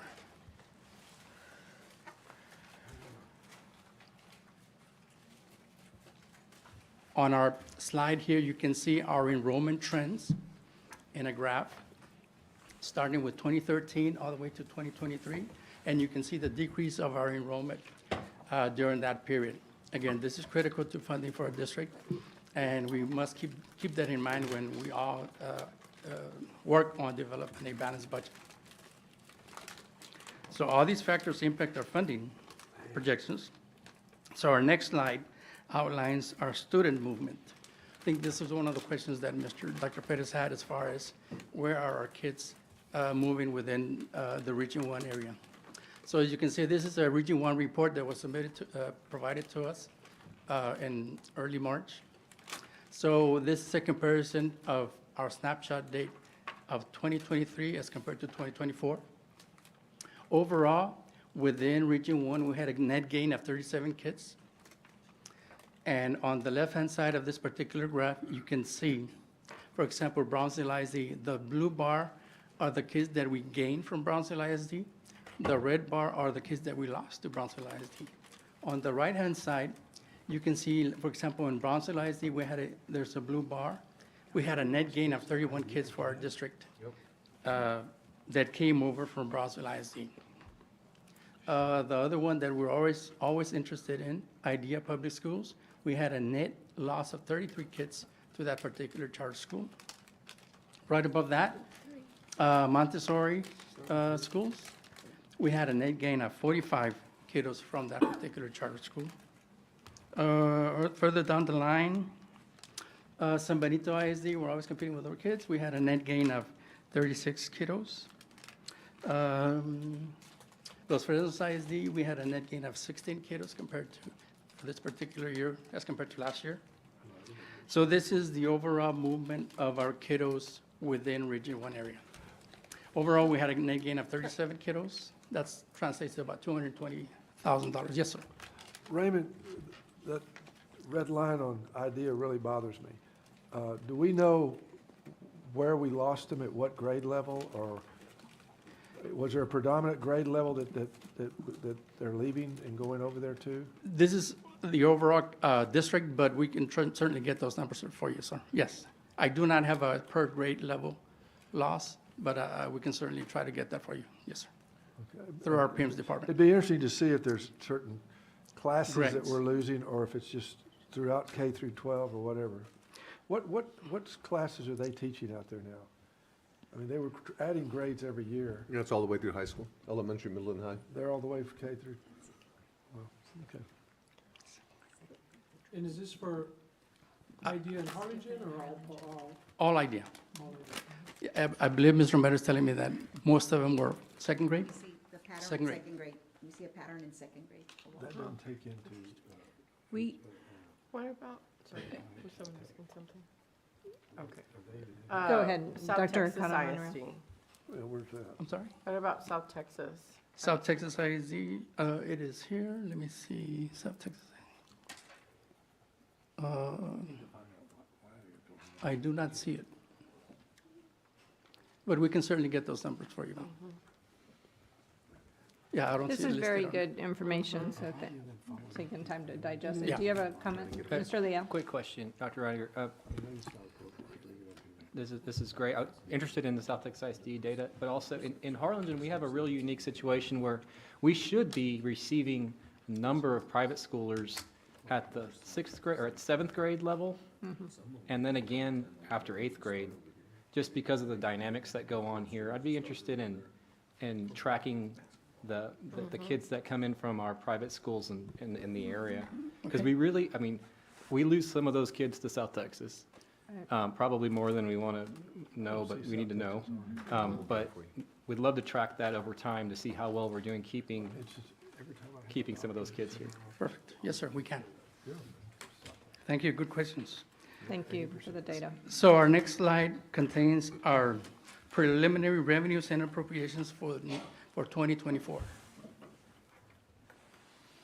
So, obviously, as you know, there's 3 components in funding, right? School districts: local sources, state sources, and federal sources. Local sources is primarily made from our local taxes. So the top section of this particular report includes the following. Our total taxable value as preliminary estimated by the Cameron County President District is $5.3 billion. To that, we apply our maintenance and operation tax rate of 77 cents, gives us a projected tax levy of $39.8 million on our general fund. In addition to that, we also budget for delinquent taxes. On average, we're collecting $1.2 million in delinquent taxes. In addition to that, we also collect additional revenue from local sources. Okay. Total local revenue that we're projecting at this point is just a little bit over 45 million. The next revenue source is our state sources. This particular revenue source is made up from all of our attendance because of all of our student populations. That is generating 126.5 million, and that's based on an ADA of 14,900 kiddos. Okay. In addition to that, we also received some federal funding. There, we're projecting to be at $4.3 million in federal funding this coming year. Total revenue projections is $185 million for the 24-25 school year. This is preliminary. So how does that compare to our actual current appropriations? So we have to reconcile that because our revenue is only $185 million. Currently, our budget is $189 million. So how do we reconcile back to $185 million, right? So some of the items that we are looking at and we have adjusted and identified as well are as follows. We have one-time items from last year, $300,000 savings from last year. We have additional staffing guidelines adjustments net of $924,000 reduction in our positions, primarily from Keys Academy. Those positions were routed over to the regular programs where we had areas of need. In addition to that, we have a 5% reduction to our central operation reduction, different departments. We asked them to reduce their budget by 5%. We had new positions added to our district for this coming year, $960,000. Aviation, $200,000. Our Guardian program, that impacted our budget in the amount of $1 million. In addition to that, we're impacting our cheerleading and dance program. That's going to cost us around $200,000. Charges to food service, that's going to charge them $370,000, so that is a reduction to our appropriations. TRE delay, we're reducing that by $3 million, and we'll cover that in our next slide to ensure that help us balance our budget. In addition to that, we have some security savings of $764,000. We're leveraging some Guardian program to offset some of the security costs for our district for this coming year. And then we have some athletic stipends to impact our middle school campuses. That's going to cost us about $92,000. So total appropriations, currently that we have preliminary is $185,489,232. How does that compare to our preliminary revenue? And that is a $436,000 overage in appropriations over our revenue projections. So we're working on that to make sure that obviously we present a balanced budget to our board here at the end of June.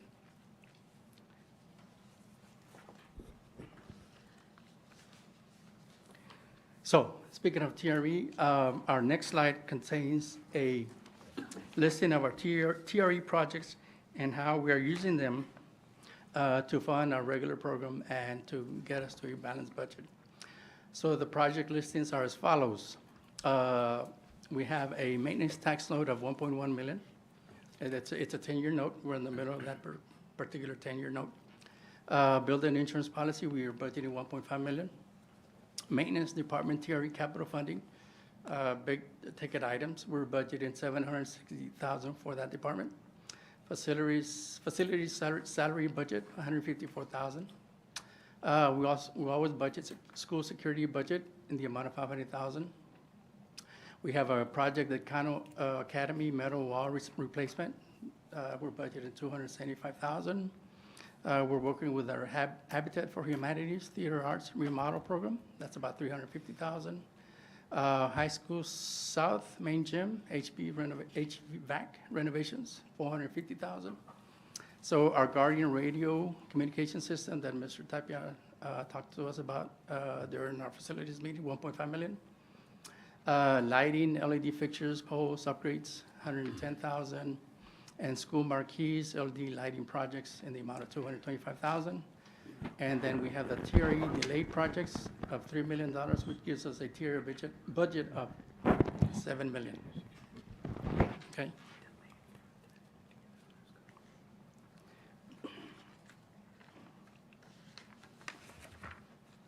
So our next slide contains budget reduction strategies to get us down to that balanced budget. We did cover this particular slide last year. One of the items that one of our board members, I think Dr. Pettis, asked us about is We are reviewing our practices of approving overtime for hourly employees. I think you wanted the dollar amount. So we're spending about just a little bit over $1 million in overtime for both transportation and maintenance and custodial services. About half is for transportation, the other 600,000, 400,000 for transportation, 600,000 is for maintenance and operations. So we're looking at that. We're also looking to review current travel guidelines to ensure efficiencies in our travel budgets, as well as we're also looking to improve efficiencies in our custodial department by aligning to guidance outlined by Region 1. They have a guideline of 19,000 square feet per custodian. So that will save us, and speaking with Mr. Tapia, about 6 custodians. So that's the major highlight here on this particular slide.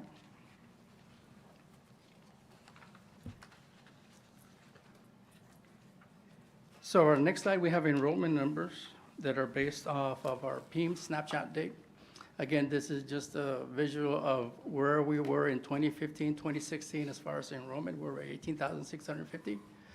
In 2020, 2021, we're at 17,882. 23-24, we're at 16,780. And our projected enrollment for next year is 16,385. And I know we're making a concerted effort to impact that number. So the projections won't come to fruition.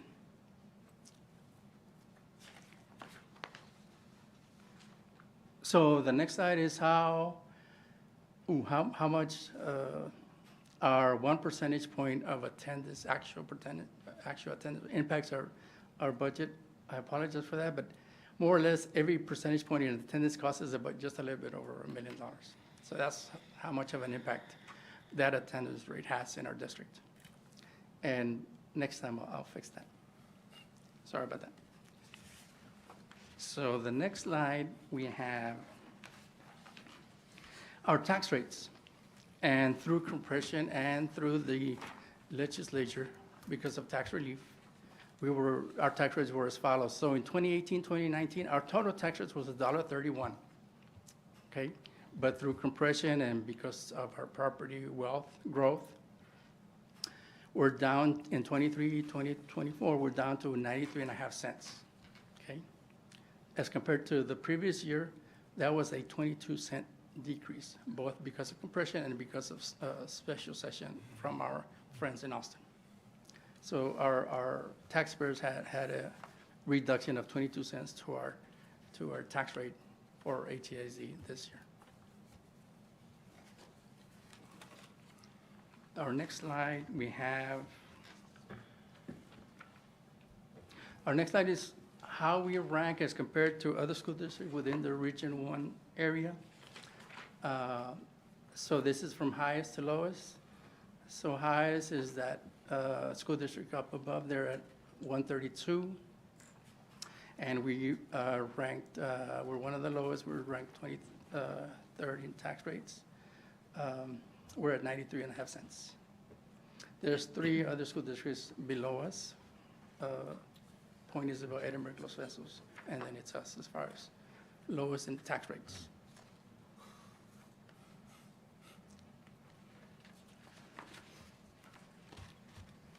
So the next slide is how does our tax rate impacts our levy based on our preliminary taxable values that we receive from the Cameron County Appraisal District. So if you see the last column that is highlighted on the screen. So currently we're have an enrollment of 16,800. Our taxable value came in at $5.3 billion. That's about a 3.85% growth from the prior year. So, and our total tax rate is 93.5 cents. So what does that translate to our tax levy? So we apply that tax rate of 93.5 cents to our $5.3 billion tax levy, gives us a tax levy of $50,177,754. Of that, we subtract our frozen values of $990,000, gives us a net actual levy of $49,187,754. So if we further break that particular levy down to our 2 tax rates, right? We have our maintenance and operation tax rate at 77.22 cents. If we apply that rate times our appraised taxable value, we get a tax levy of $40,614,610. In addition to that, we also apply our interest and sinking rate, which that rate is strictly to pay our bonds and our interest on those bonds. We apply that rate, we come with a tax levy, we become a tax levy of $8,573,144. In addition to that, our current collection rate is 98%. So we multiply 98% times by both rates, 40.6 million gives us a result of 39,802,318 as a proposed tax levy for this coming year for the general operating fund. For our debt service fund, gives us a levy of $8.4 million that we expect to collect this coming year to service our debt. So that's the highlight for this particular item. So I am so happy that I work with great colleagues that are always trying to impact our funding, both in attendance and staffing. So next up is Ms. Scoggin, which will walk us through our staffing items, information for our district that will help us develop a balanced budget. Can we ask some questions before you sit down, or do you want to keep going? Whatever you want, sir. Can we go back to the TRE? Can you explain that? Because I'm making a lot of assumptions in my head, and I don't want to make any assumptions. Sure. Can you explain how that works? Okay, so back in 2013, 2014, our voters adopted a tax ratification election. That gave us additional pennies, about 13 pennies. That extra funding turned out equated to $10 million. So every year, we allocate $10 million out of our general operating fund for any TRE projects that we may have through Mr. Tapia's department. So every year, let's say, for example, on our preliminary numbers, I have a $185 million budget. Of that $100 million budget, we take $10 million off of that for TRE projects. So now we have $175 million to work with for all of our operating expenditures. No, And every year we I budget- understand all that. Okay. What I don't understand is, we're going to put all this on hold for the 2024, 2025 year and not do anything until 2026? Yeah, that's the plan. We have identified some items that we can. So the Guardians are not going to have their radios until? No. Sir. Yeah. No, sir. So No, those are included. everything in the, Yeah. all of that's gonna happen. We took Yeah. we got with Oscar and his team to look for $3 million that could wait Okay. some time. Okay. But we're not talking about Guardians and Yeah. and we're not talking about important projects. Security. We're talking about those that could wait. And we can get into more detail. Oscar, if you want to talk about some of the projects that we believe could wait a bit. Yes, the 10 million that we normally spend, Mr. Muniz, we're going to be spending 7 million this year on construction and projects, things like that. The other 3 million you see there are referenced in the report, the previous slide where Raymond's saying there's some costs there to help balance the budget. Yeah, to offset. So I got you know what I mean? Yeah, okay, I see that was an assumption I made, that added up to 3 million on these project listings. Oh, no. No, It sir. doesn't. Now It that I see the doesn't. math, it doesn't. Yes, sir. So there's a $3 million in projects that will just delay. Yeah. And the key here is this is just temporary. The best way to balance the budget obviously is through attrition, staffing, and other avenues for efficiencies. in Because our this is district. just really a Band-Aid, That is correct. Yes. a Yes, sir. very weak Band-Aid. That is correct, sir. Yeah, that is correct, sir, yes. So hopefully next year that 3 million will come down and down until it's gone. That's the Thank plan. you. Any other questions at this point? What are some of those projects that fall under that 3 million? So some of those projects that were delayed, Put on hold. yeah, I think it's AC projects. The majority of them are AC projects. Parking lot. Yeah, we had a lot of AC, roofing, parking lot, Roofing, yeah. projects, some renovation, things like that. But I think he's asking, what are we incurring the 3 million for this coming year? And that's on the slide that. Yeah, it's Raymond on the showed previous slide, so we have some new positions, $960 million. We have the Guardian Program at 1 million. So we have additional costs this year that we didn't have last year. So that's the amount we're trying to balance with those funds. Dr. Gonzalez, if I may, real quick. So I'm going to come back and clarify because you all know that we get the $10 million. And so there is about $3 million worth of projects that Mr. Tapia is studying because those might be able to be delayed a year or just depending on the scope of the work.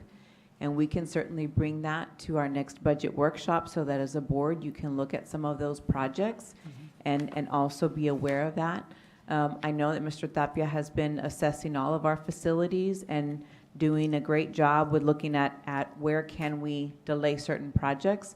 But that is one thing that we can bring back to the next budget workshop so that you all have clarity and that you all can also provide feedback around those $3 million. Also, there was an infusion of close to $20 million from our ESSER funds that impacted our facilities, that went directly to facilities with AC roofing and other projects through ESSER funds as well. Mr. Chairman, I've got Mr. Leal and then you. Real quick, Mr. Mendoza, the projected ADA, 14,900 kids, what percentage does that represent? Are we? So this past year, we ended at 15,149 ADA. So that's a 200 and plus reduction in ADA. Is that 92%? Is it 93%? 92? Okay. Yeah. And our goal is obviously what, 95? Yeah, our attendance rate in the past has always been close to 95, a little bit over 95. So we're still trying to pull back. Yeah, currently we're at 92.9%, I believe. So, yeah, we're still working on that. So this is based on a 92% attendance rate? Yeah, this is based on our current ADA that we have currently. So anything better we can do would help the situation? Yes, and I know our colleagues will discuss that as far as attendance and attracting more kids, and they are. Question. Thank you. Dr. Muniz? you mentioned something very powerful. Can you repeat the statement regarding what we should ideally be doing to budget this? Okay, so yes, ideally, 80% of our budget is always personnel, staffing, enrollment, ADA are two of the major keys components of developing a budget, a balanced budget. So, and we're going to do the staffing through attrition. And the attendance, our colleagues are going to focus on that in a little bit. Thank you. They'll discuss that. Thank you. And I know that the challenges become even greater whenever, after COVID, attendance across the country has suffered. This isn't only our district. If you look at other ISDs, they're dealing with the same thing. I think all entities, for that matter. But when you start to look at what we're doing right now is we do have systems and processes in place for student outreach. We are working on increasing our attendance rate. We're doing our very best to get our enrollment where it needs to be. And one of the other challenges coming out of COVID is, we were provided with how much in ESSER funding? 90.7 million. 90.7 million. And of that 90.7 million, how many dollars do we have right now of ESSER funding? We're going to, by September 30th, we're going to exhaust all those funds. So that 90.3 isn't there anymore. So That's for the right. last couple of years, that was allowing us to help To balance the balance the budget, help fill some gaps. So now that that ESSER funding is gone, it's provided us with even more challenges, but I feel confident that we'll get that attendance rate higher. The team's working, they're working hard to get our students back. And then with all the success that we have, we want to encourage as many families to strongly consider HCISD as your district of choice if you haven't already. I think that we have a strong brand and we have a lot of success, but I do want to let the board know that we're working very, very hard to put ourselves in a position as we move forward to not be in a predicament where we have to do this. A follow-up question then. This is just the way my brain works. I'm sorry if it doesn't make sense or if it's maybe, I shouldn't be asking the question, but I'm going to ask the question. So like theoretically speaking or ratio-wise, how many faculty members do we need to eliminate? And how many students do we need to increase ratio-wise? And I know this is a far-fetched question, but what would be, maybe even, you can't answer that question, but can you come up with something, some projections? So we had a staff study last year, the year before, and I know Ms. Scoggins will cover that. We're looking at maybe 20-some spots, teachers, and, but we But that's worked what on we're- that last year. That's real, but I'm talking about ideal. Oh, yeah, it just depends on our student-teacher ratios and where we want to be, and Well, we can get you that number. That Give was, us I a think little that's more time. critical for. I do want to emphasize right now, working with HR, all the positions that we're looking at are through attrition. So we're not, and Yeah. we've also found some efficiencies, like Tanya's old position, the executive director position, as an example, doesn't exist anymore. If you look at even Dr. Cortan's old position, her assistant superintendent position doesn't exist anymore. We had 2 associate superintendent positions that don't exist anymore. So we have shown that we're gonna make some adjustments, but I do want to emphasize to the staff that at this point, it's all through attrition and current vacancies that we're not filling. and all those spots are included in our staff and guidelines adjustments net of 924,000 in savings. Makes sense. Thank you. All right, Ms. Scoggins, sounds like you're up to bat. All right. Just move forward a little bit here. All right, well, good afternoon, Dr. Reiniger, Dr. Gonzalez, members of the board, senior team, and audience. So as we continue to enhance the proactive measures we control to maximize the financial planning of the district, we are focusing on communication and stakeholder experience. So on this slide, you see the standards that we have been focused on. And so you may recall that back in January, during one of our committee meetings, I brought forward our plan to take this information out to our employees. And so we have done just that. Jennifer Herrera, Erica Villarreal, and I have been out. We've kind of divvied up the departments and the campuses, and we've been out visiting with our employees, and we have enjoyed every minute of those experiences where we have been able to just take this information out, remind one another, right, of the importance of quality customer experience and how impactful that is, right, in our day-to-day operations as we want to collectively, as 2,800 employees come together.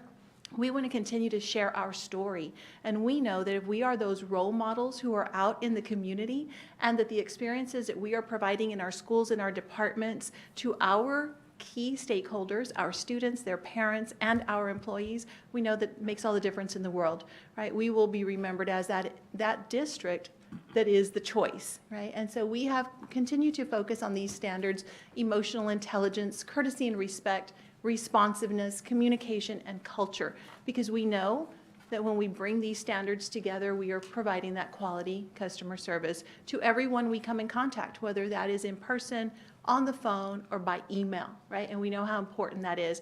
And so as we've been out and visiting with our employees, we've shared examples.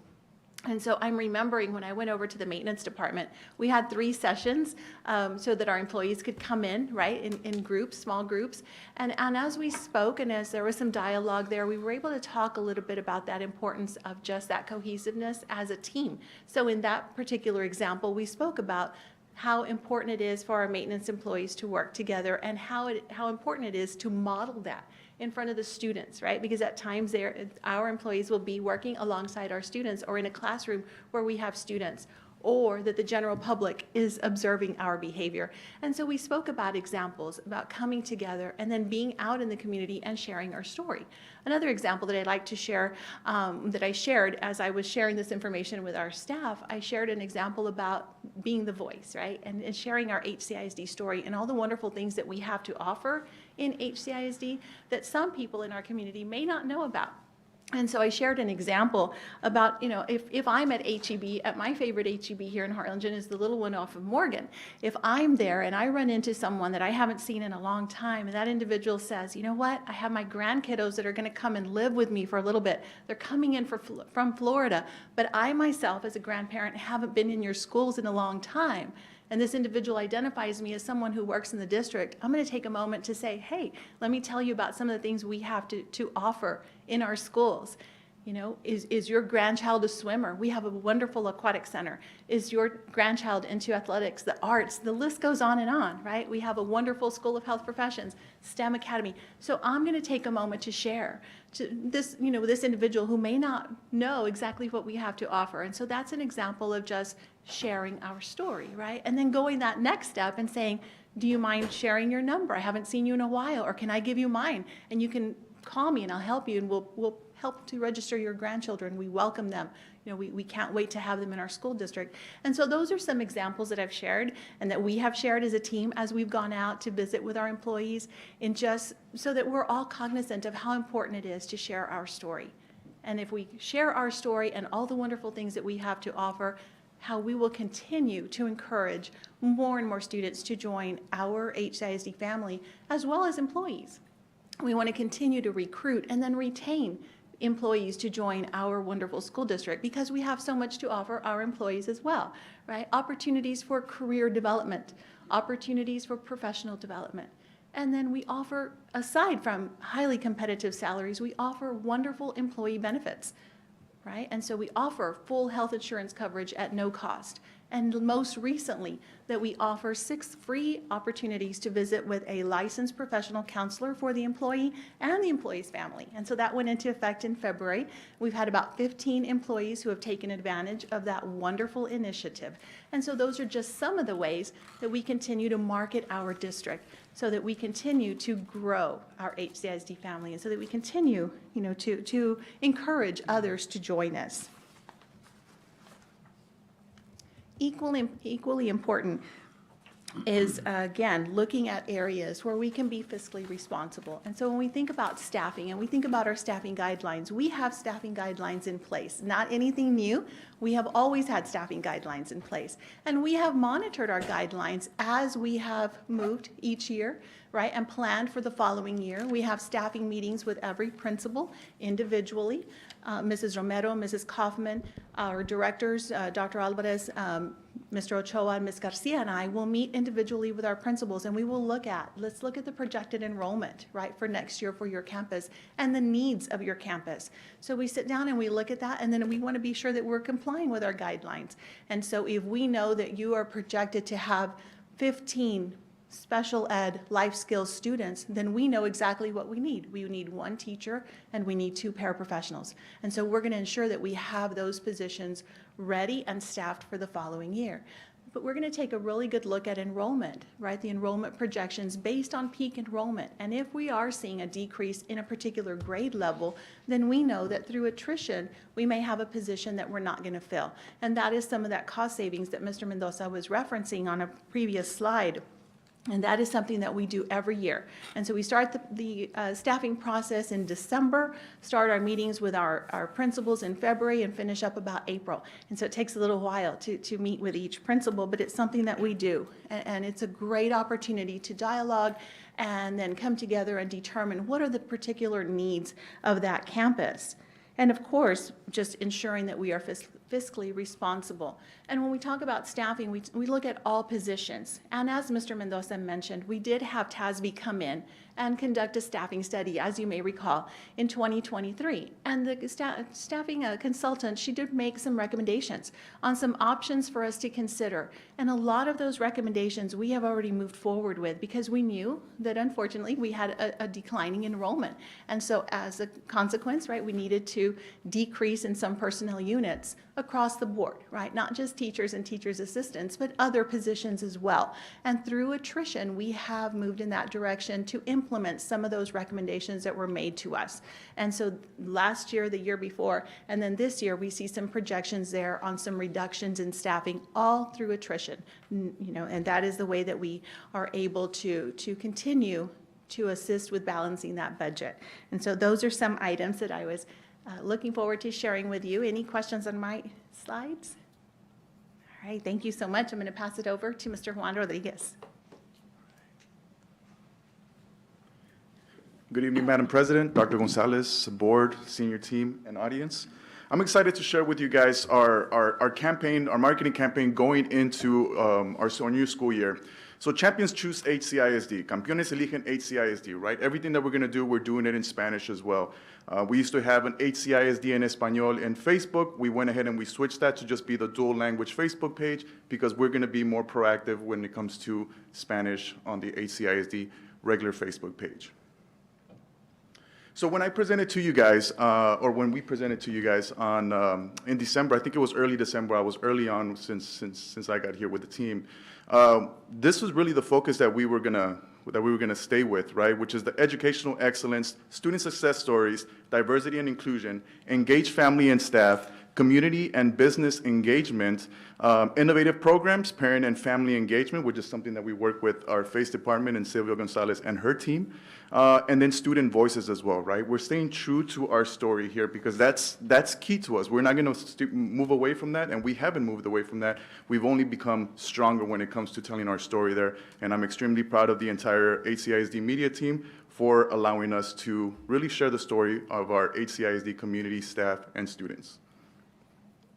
All right, so our reach, our parent notifications. So I'm pretty sure you all have noticed we've changed our website and our campus websites as well. It's really aligned pretty much all the campuses and the district as well to have one particular application. There's one app that they have, which is the HCISD app, and within the HCISD app, parents can choose to get the messaging from any campus that they want. They could have all the campuses if they want to receive all the messages, or only the ones that pertain to them and their family as well. Our social media. So our social media, this time last year, we had 19,400 and change followers on Facebook. Right now, we're over 22,300. So we've definitely seen an increase on our social media. We have a lot more followers than we currently have enrollment, which is always good. You want to be in that position. But we want to continue to keep growing that, right? If we keep growing that, that just means that we have access to each new followers network, which is what we want.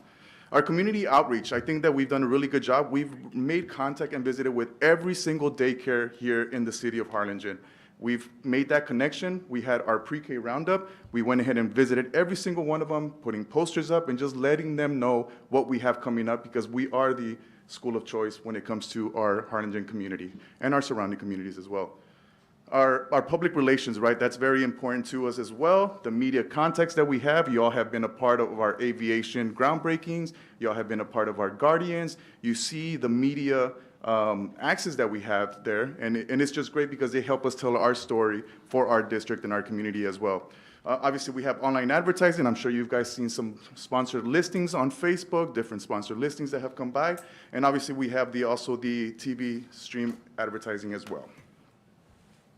Our community and business outreach. I think this has really, really taken off from the last time that we spoke here with you guys this past December. So community partnerships that we've had, we've really partnered up, like I said, with daycares. We've made contact with every single daycare here. At the same time, we've just tried to make contact with the city, just really build out that partnership that we have with the city, the library. We've been posting up at Pony Leagues here on Tuesdays and Thursdays. Where we go, we have all kinds of families that come in from San Benito, Rio Hondo, Los Fresnos, from everywhere that they come in and play here in our community. So we want to make sure that we inform those folks of what opportunities they have here at HCISD. Excuse me. Also, we're doing fundraising. We have our upcoming fishing tournament that's coming up here June 7th and 8th. I want to remind everyone here to please attend. It's going to be great. And at the end of the day, we're just raising funds, turning it into a nice little event so we can go ahead and give back those funds in scholarship forms for our students as well. Transparency and trust. I think that's been very, very key, especially when you're out there. So for example, we just had market days this last Saturday here, which market days have been phenomenal for us. Now it's great to see the city asking us for our tech bus. So what they do is they block off the whole street there on Commerce and Jackson, and then we just go ahead and we set up right in front of that. So we use the tech bus as really our billboard, and then we allow folks to go ahead and go in there, cool off a little bit, and just tour the tour bus a little bit. Has been phenomenal for us. That's probably the one that we probably get the most campus tours, which is really what student outreach is really focused on. We're not out there, we're not saying like, let me register you right now, let me go ahead and enroll. No, we're not focused on that. What we're focused on is just really taking folks, community, parents, kids, anyone, take them through our schools, take them through a campus tour, because if we're able to convince you to come to a campus tour, man, the sale's almost there, right? It's almost like if you're selling a car, if you're able to convince someone to come to the dealership, man, 50% of that sale is already there. So you just have to kind of sweeten the pot a little bit. So that's really what student outreach is focused on, is just strictly giving campus tours, but quickly follow up after we give a campus tour to go ahead and go with Sylvia and her team at the FACE department, which are the intake specialists, and that's when we close the deal, right? So for the student outreach, the campus tours are nice, but for us, we need to close the deal by having someone enroll. Sometimes it's harder, right? Sometimes it's like, hey, we just finished this campus tour, let's go ahead and get you guys enrolled, let's get you guys registered. No, let me think about it. Okay, we We have more of those than the ones that actually do want to go with us to FACE, but that's where our continuous follow-up with those parents comes in and saying, have you registered, have you registered, have you registered? And eventually, we hopefully try to get them to register.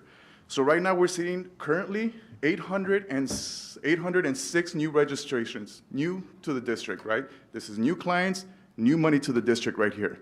Last year, we were at 748. So there's an increase of 58 students this time last year. And I think we've done a really good job. I think it goes with our storytelling.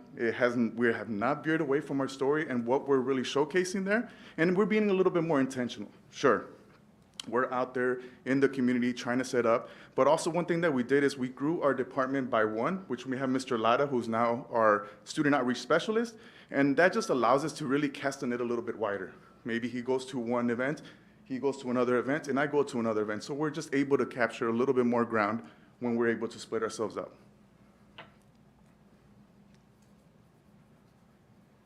Sorry. Next one up is Sylvia. But any questions for me on the student outreach, any marketing? Yes. I'm not going No, I I'm was not going to make say. I'm not asking a question, I'm just going to say, this is a missing piece, this is fabulous, we needed this, we need to be focusing on, as Mr. Mendoza mentioned, I mean, that's the second variable in the equation, so good job. I appreciate you. And also, I wanted to mention, so the numbers that Mr. Mendoza showed us there, these are just snapshots from October, right? And obviously, there's a projection of what October could look like. There's no one else that hates that number more than myself and the student outreach team, but we're working very hard to try to turn that number. So hopefully, when we have this meeting next year after October, we're hopefully able to show you some numbers that were not there projected, but are higher than the projected numbers. And I feel very confident that we're going to go ahead and get to those numbers. What's the goal? I don't know what the goal is right now. I didn't have the number there of the increase that we have until we add another zero to that number. So that's when I would feel a little bit more prouder to show you those numbers if it's at 580 students as compared to 58 new students. I'm not going to let you walk away without a number. 1,000. All right, yeah. So my number personally, and I've shared it with the team, I would love to get 1,000 new students this year. That's my goal here. Yes, sir. Thank you.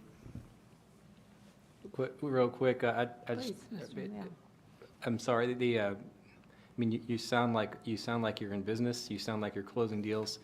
ABC is the acronym, always be closing. Always be closing, that's right. Right, and Javi and Sylvia, always be closing. I'm really impressed with your efforts this year. The numbers speak for themselves. It'd be great to have 1,000 kids come in next year. Yes, sir. That would help the overall cause too, but we have something to sell. I want to specifically compliment you on your efforts for streaming our talent. The product is there, it's already there, and you're getting out there, put them out there, put our track stars out there, put our fine arts stars out there, our band kids, our choir kids, our robotics kid. I mean, when they're off doing these amazing things, we need to be streaming that live, and you've done more of it this year.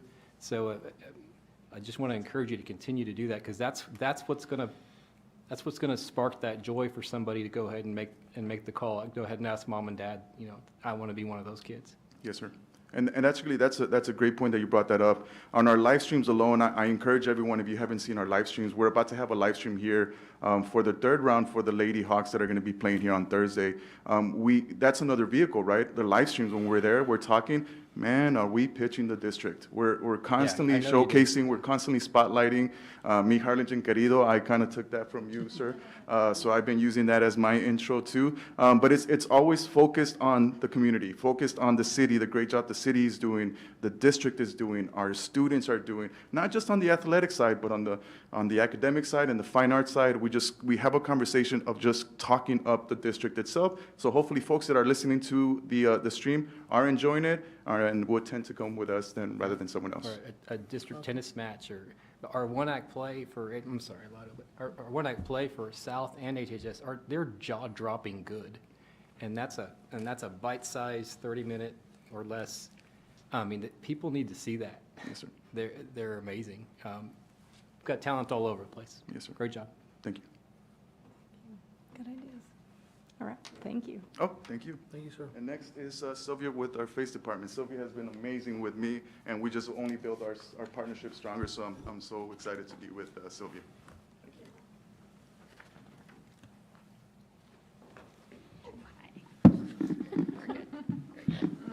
too high there. Good evening. Earlier in the presentation, you heard Mr. Mendoza speak about the impact of attendance.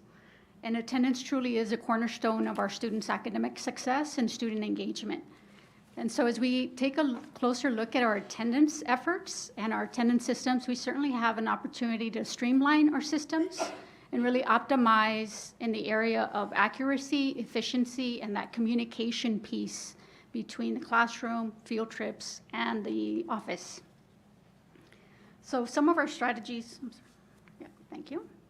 Some of our strategies that we'd like to implement this fall to really optimize our attendance data reporting is implement an online document submission portal. And what that means is essentially parents would have an opportunity would have the availability to scan their child's medical excuse, for an example, scan it, it uploads securely. I know secure is a key thing when we're talking about students and some of our sensitive documents. Upload that medical excuse securely through our systems and have the front office have visibility into those excuses and code them accordingly in the system. And that's important because according to the Texas Education Agency and their attendance accounting handbook, when a student receives instruction during the day, could be an hour, 2 hours, leaves for a medical appointment, whether it's to the dentist or because they're feeling sick, and attains that medical excuse that same day, that once it's returned to our campus, that is considered a medical present. So that is considered a present, not an absence. So as long as the student receives instruction on that day, attends the doctor with the licensed physician, brings that medical note back the next day, and that's considered present. So that's really important to hone in on that and have parents have the availability and the quick access to scan a QR code or access the URL link and scan that medical excuse in. Sometimes I know when I hear stories from some of the parents, they put it in their child's backpack and sometimes it never makes it to the front office staff. So I think just having that quick availability and knowing that it's secure could really help our systems in that aspect. The other area that we are looking at for this fall is really taking a look at our field trip permission slips and our permission slip forms. So we're looking at standardizing those permission slips. I know we have a variation across the district. Looking at standardizing that and automating those field trip permission slips so that there is more visibility from that teacher or sponsor attending these trips, having those field trip forms readily available so that the office has visibility and transparency into who's attending those trips and who's in that list so that way, again, they can code them in the system prior. I know many of these field trip forms are required in advance. They can code that in the system prior with a particular code, and that way teachers know that these students are attending these field trips.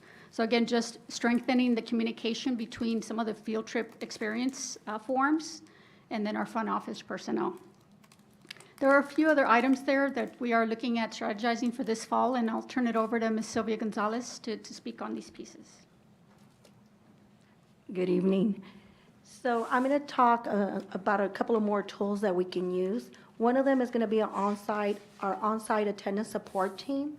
We're actually bringing that back, and before COVID, we already had a team that would go out there. We're employed going to campuses to see if everything is in order. How can we assist our attendance clerks and assist in anything that it would need? Right before COVID, we were hitting a 95.9% attendance rate. I truly believe that we can go up to that percentage again. So doing this part, going out there to campuses, we're able to assist and see what barriers they're having. How can we assist the clerks? Because they're the ones that are getting the calls. They're the ones that are running reports. They're the ones that are putting in the input. So we want to make sure that we're capturing every kid possible when it comes to data and how can we help our campuses.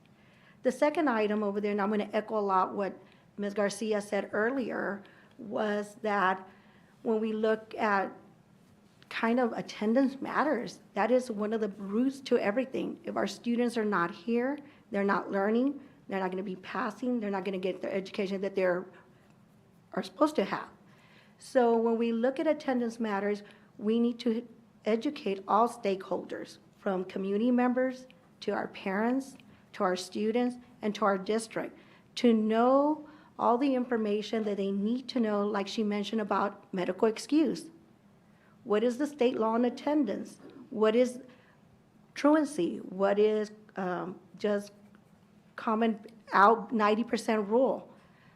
So chronic absences, what is ADA? All the different areas. So when we look at that, that is part of the attendance matters. We want to make sure that all stakeholders are educated in that area and how they play a very crucial role in the student success. When we look at the next bullet would be the attendance kickoff. September is our attendance month. So we want to make sure that we're publicizing that attendance does matter, that everyone plays a big role in this, and we're planning to have a big kickoff in September because, like we said, people don't know how attendance affects in many areas, in our budget, in our student education, in our community, and our students. And above all, I know everyone, parents, our communities, our district want the best for students, and I know we are looking for the best for our students. Thank you. Thank you. Any questions on this? One quick comment. We recently had our car giveaway, so that was for 100% perfect attendance. What I guess I would challenge you to do is come up with some type of motivation for the kid with 1 to 4 unexcused absences. Why does it matter? I already have an unexcused absence. I'll just stick this one out. We need to give those kids. I already know what I'm going to make in that class. There's all these excuses you can come up with, but once you have that first unexcused absence on your record, there needs to be something to motivate that kid to keep it there. I agree. I know at our campuses and when we look at our campuses, they're trying to look at shorter goal sets, because when you look at quarters, it's hard, especially when you're out sick or something happens. So we are looking at those goals. That's when the on-site team goes out there, we kind of get that information, and we also help them set these goals too. But I do totally agree on that. Good. Thank you. I think another one for us, and we talked about a lot of systems and processes, and I'm very proud of the team for all that we're doing, but I think as a community, moms and dads are going to have to do some soul searching and get back to the basics, get back to good old-fashioned work ethic and good old-fashioned you got to be where you got to be, and it's being absent is a big deal. I think that whatever happened, and I'm talking to myself as a dad, even growing up, you didn't miss school. You're just not going to miss school. And I think that even in my household, we've got a little laxed, and maybe my kids didn't go to school. They probably could have or should have. And I'm looking at myself in the mirror saying, we have to have a family meeting to say that's not acceptable anymore. Moms and dads have to sit down at the dinner table with their kids and go back to the good old-fashioned morals and values and yes, sir, and yes, ma'am, and thank you, and please. And you got to show up where you're expected to show up. And in this day and age, as children in pre-K to 12, your job is to go to school. In this great nation, we have a right to a free and appropriate public education. That's our given right, and we have to take advantage of that. So to all the parents that are listening out there, and especially me in my household, is we got to do some soul searching, and we got to get back to demanding that our kids go to school. That's what it's going to take, because we can put every system into play, but if the moms and dads and the families in this community aren't gonna just buckle up their chin strap and get after it too, then we're not going to hit the mark we need to get to. So that is a challenge for everybody out there. If you haven't had a family meeting in recent times, it's time to have a family meeting and talk about attendance and why it matters, because what that equates to is your children showing up to work when they're grown adults when they're supposed to show up. That equates to your children being dependable part of a workforce. That equates to contributing to society, showing up when you're supposed to show up, on time. That right there is golden. So I think that that's something we have to do. Thank you. Did we cover everything? Okay, questions and conversations. Any other questions? Have we done a look at our facility or efficiency studies and whatnot? I mean, are you comfortable with where we are heading into the next year? With regard to facilities? Well, last meeting I had asked for a look at all of our locations. Yes, sir, and we've started the conversations about a facilities needs assessment. Yeah. And that would be an outside entity coming in. We'd put out requests for proposals, and then we'd have an entity come in and do an analysis of our entire organization with regard to the physical plant, and then they would make recommendations. So that's coming soon, sir. Perfect, thank you. And just to clarify, Mr. Mendoza, I don't want to make any assumptions. It wasn't stated today, but the goal still is to balance that budget, correct? Yes, sir. Yes, sir, that's our ultimate goal, yes, sir. Thank you. Very good. I want to thank you, Mr. Mendoza, for the work on this and the whole team in presenting the different, not just the budget, but how we're amending what we can control. That's the perfect way to look at this work, right? It all comes together, and we appreciate the way you presented today, the transparency of explanation, Mr. Mendoza, and then everyone else, coming around and circling the wagons, because we're going to make this work, and we're delivering the best education we can every day.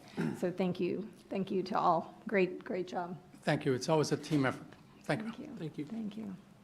All right, we are now going to go into closed session, adjournment to closed or executive session pursuant to Texas Government Code Sections 551.071, 551.072, 551.074, and 551.082, the Open Meeting Act for the following purposes pursuant to Section 551.074 of the Texas Government Code. Consider and discuss rescission of board action regarding proposed termination at the end of the 23-24 contract period regarding IN.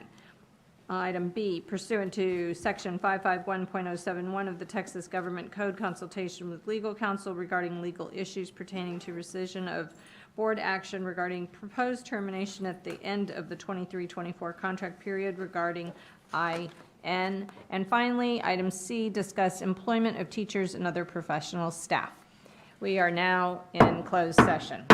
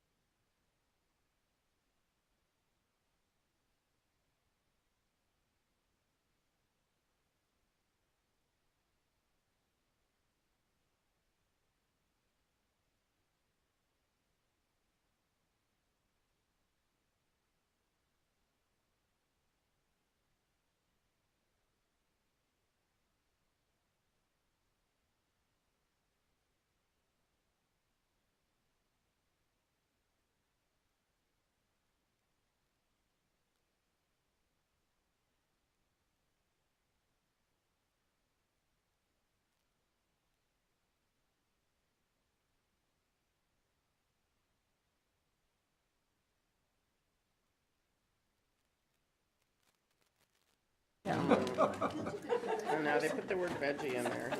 Well, they got saturated. All right. All right, we are reconvened into open session for actions on matters discussed in executive session. I would like to entertain a motion on item A.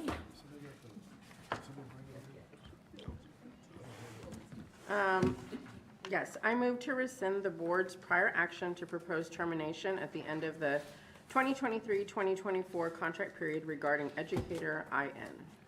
Second. Very good. Thank you, Mr. Powers, and thank you, Dr. Ricardo Monreal. Any discussion? All those in favor of the motion, please indicate by saying aye. Aye. Opposed, same sign. Motion carries. Thank you. Do I have a motion on item 5B, please? Madam President, I make a motion to approve the employment of teachers and other professional staff as discussed in executive session. Thank you, Mr. Hemmings. Do I have a second? Second. Thank you. And any discussion? All those in favor of motion, please indicate by saying aye. Aye. Opposed, same sign. Motion carries. We are now adjourned. Thank you. Okay, so this is